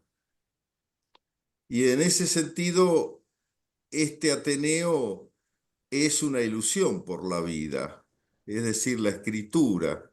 Mientras que Alejandra hablaba de Babilonia, a veces se reencuentran con ciertos papiros de médicos y las cosas que decían y nos las han transmitido. Así que bueno, me parece que este Ateneo ha sido una oda a la palabra escrita, pero también una oda a los pueblos originarios que hablaban, y hablaban durante muchas horas para que no se perdiera la historia de ellos. Así que muchas gracias nuevamente. Bueno, gracias, Oscar. Volvemos a la mesa entonces. Volvamos con tantas cosas. Nada más que pulsión de vida, ¿no? Esa fue la frase que nuestro amigo José Jiménez Abello siempre nos recuerda, que estaba escrita, ¿no? En un borrador, creo que era una hoja de un hotel donde estaba alojado Ferenczi, ¿no? Cuando él iba también hilvanando su teoría y creando un espacio propio, ¿no? Peleándose también en los últimos años con Freud. Nada más que pulsión de vida. Sí, viene muy bien a cuento. En cuanto a lo de la transmisión transgeneracional, ¿no? Lo que yo les leía de esta escritora turca y que hoy rescata Graciela, ¿no? Con esta historia de los abuelos, de la carta, ¿no? De poder leer en conjunto. Bueno, algún día te reunís con Cachi, que él también tiene una historia de la carta de sus abuelos y de sus padres, que vale la pena que conozcan. Pero esto de que quede un registro, un testimonio también, ¿no? De la historia personal. Em, yo quiero volver un poquito a lo de la historia de las mujeres y por qué, ¿no? Este párrafo de Svetlana Alexievich. Esta escritora tiene otros dos libros impresionantes. Uno es sobre la explosión de Chernobyl, ¿no? Donde ella también se toma el trabajo. Ella hace un trabajo realmente cuerpo a cuerpo, ¿no? Va a la zona, como fue a entrevistar a las mujeres puerta a puerta y graba los testimonios de la gente, ¿no? Chernobyl también fue una catástrofe silenciada y ella muchos años después vuelve a entrevistar a los sobrevivientes, ¿no? Y lo mismo hace con la historia de las mujeres. Y esto de poder darle voz a las mujeres Seba decía, ¿no? Sin que esto se vuelva un resentimiento. Yo creo que todas las minorías han tenido que pelear de un modo u de otro, a veces inaugurando guerras, ¿no? Bueno, él habló de los feminismos, él ha hablado de, bueno, supongo, ¿no? Acá están todas las minorías, las mujeres, los grupos, ¿no? de homosexuales, hoy las colectividades trans, ¿no? Que necesitan hacer valer una voz muchas veces con cierta violencia. Me parece que Svetlana lo que hace es inaugura otra manera de darle voz, y que es algo que también rescató Virginia Woolf, ¿no? Cuando ella insistía en poder primero sacarse de su cabeza, dice, la voz del ángel del hogar, la voz de su madre, ¿no? Y tratar de no repetir historias donde lo que se escribía era desde una voz masculina, ¿no? La ficción en aquel momento era escrito por las mujeres, pero repitiendo un canon literario masculino. Y nos queda poco tiempo, entonces yo por ahí, Seba, me adelanto, porque hilvano con Virginia Woolf. Ella se pregunta si existe otra manera de pelear sin armas por la libertad y dice podemos pelear con la mente. Eh, Hace poco, Ediciones Godot rescató una serie de ensayos de Virginia Woolf que se llama Los artistas y la política, ¿no? Donde también ella es crítica del lugar del escritor, ¿no? Ella dice que el escritor no puede estar separado de las condiciones de su época y también marca una diferencia entre la implicación en los escritores de lo que era escribir, ¿no? Previo a las guerras mundiales, donde las guerras sucedían lejanas, donde no se sentía el olor de la guerra, ¿no? Donde se discutía, llegaban por carta las noticias, ¿no? Pero no estaba el fragor que ella ya en los 40 empieza a sentir, los bombardeos, ¿no? Como más cercano, ni que hablemos hoy que las vemos, ¿no? Por televisión. Em, y entonces hablaba, los artistas o los escritores veían, se llama la torre inclinada el artículo, desde una torre, como una torre ¿no? de marfil y aislados. Después, en entreguerras, esa torre se empieza a inclinar, ¿no? Entonces el escritor tiene que vérselas con otros costados que lo tocan más de cerca a una implicación mayor, ¿no? Y eso que Virginia Woolf tuvo también un espacio privilegiado, tuvo diferencias ella también de género, o sea, si bien tuvo la biblioteca del padre, no tuvo la posibilidad de ir a la universidad como sus hermanos. Entonces, bueno, creo que eso abre también esta cuestión, ¿no? Del poder habilitar un espacio para poder pelear con la mente, el trabajo intelectual que pueda aportar y abrir a la discusión, ¿no? Creo que un poco desde ahí lo podemos pensar. Seba. Bueno, ya estamos llegando al final. Quedaron para el final las dos citas, la de Albert Camus y la de Hannah Arendt, que que de algún modo van a poner finalmente en primer plano en escena esa especie como de contrapunto que parece que nos salió a terminar de hacer, parece, ¿no? La de Camus, donde dice: no importa lo duro que el mundo empuje en mi contra, dentro de mí hay algo más fuerte, algo mejor empujando de vuelta. Y la de Arendt diciendo: una confianza muy difícil de captar, pero fundamental, hacia lo que de humano hay en todos los hombres. Acá aparece la inversión de que yo hablaba al principio, ¿no? Cuando hablaba de que el texto de Alejandra me encontró como un eco en el de Badiou, en el sentido de que Badiou empieza describiendo y termina mostrando un fundamento muy difícil. Y acá, bueno, también Alejandra empieza describiendo textos que describen realidades y describen intentos de escribir esas realidades, pero termina invirtiendo el dibujo en un subsuelo, como dijeron por ahí, de esperanza, en un subsuelo de humanismo, en un subsuelo de reencuentro con la condición humana como tal, digamos, ¿no? Es una gran pregunta, porque si tomamos esto otro de que no podemos abstraernos de la época, Camus y Arendt, después de la guerra, postulan una especie de subsuelo ético inalterado, aunque más no sea como posibilidad. Para ellos, Eros prevalece, aunque sea muy difícil de captar, dice Hannah Arendt, o tiene que luchar contra algo que empuja muy duro, dice Albert Camus. Son representantes, digamos, de esta corriente que en el siglo XX se llamó el humanismo radical. ¿Cómo eso dialoga con este tiempo en el cual estas cuestiones estas diferencias entre el ser humano, la naturaleza humana, la condición humana, están todas revueltas y puestas en cuestión por esta especie como de humanismo? Badiou lo llama humanismo animal, ¿no? Y se refiere justamente a esto de que técnicamente estamos en condiciones de operar sobre el genoma humano. Estamos en condiciones de producir en un tiempo razonable, en las próximas décadas, producir seres humanos, modificar la transmisión genética del ser humano, eh, eh, curarnos. Se habla de nanotecnología que va a ser posible ir reparando y reemplazando las células que se van gastando, con lo cual podríamos tener quizás una expectativa de vida física larguísima.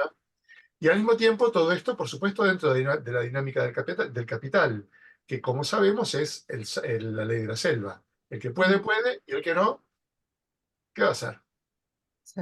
No todo se puede, digamos, diciendo de un modo así como con humor negro.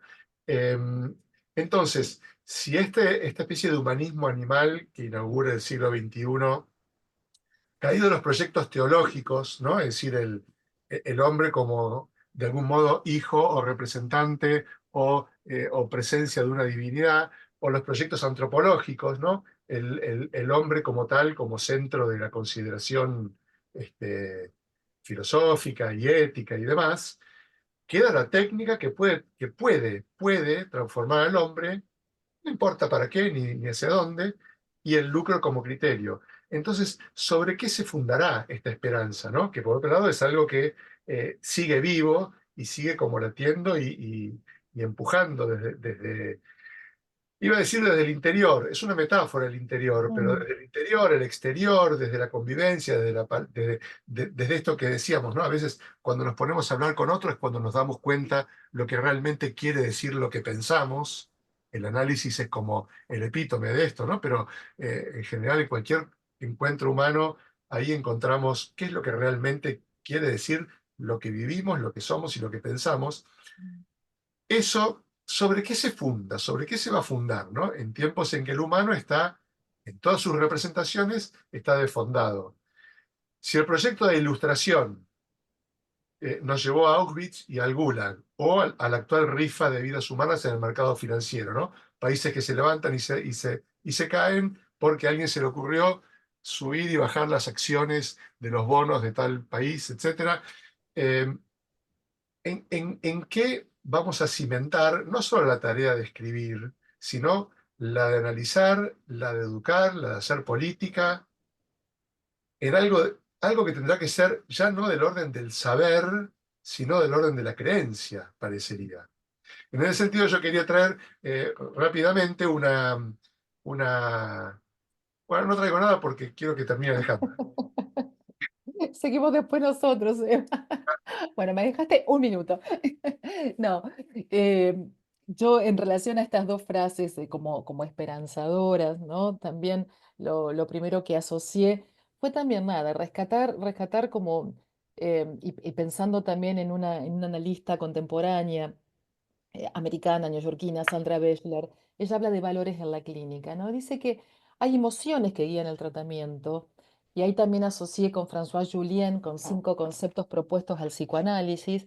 Desde China, él trae distintos conceptos como el de la disponibilidad, que no estamos, ¿no?, acostumbrados a incorporar o a traer a la experiencia vital a los tratamientos, ¿no? Y que entonces, bueno, ella propone, y también Julien propone, ¿no?, otros términos, otros conceptos, otros afectos para traer a la clínica. Hablan de las sesiones como teatro de posibilidades simultáneas, ¿no? Hablar de esperanza, de confianza, de suspender voluntariamente el descreimiento, ¿no? Con esta idea de que podemos llegar a algún lado, ¿no?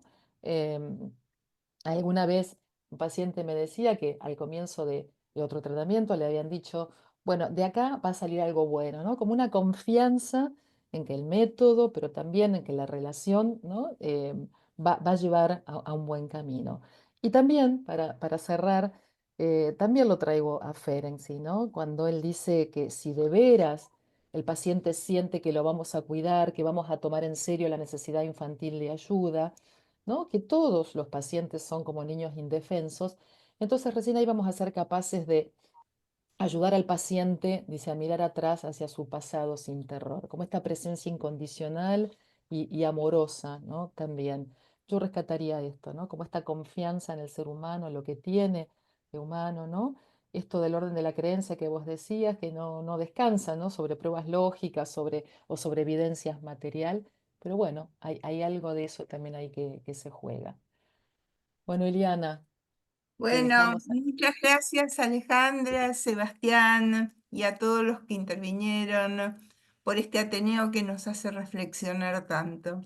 Y han quedado un montón de citas pendientes para seguirla en 2 o 3 Ateneos más. Dale. Tomamos el guante. Nos vemos Bueno, pronto. un abrazo, Chao, gracias. chao. Chao, Chao, chao. chao.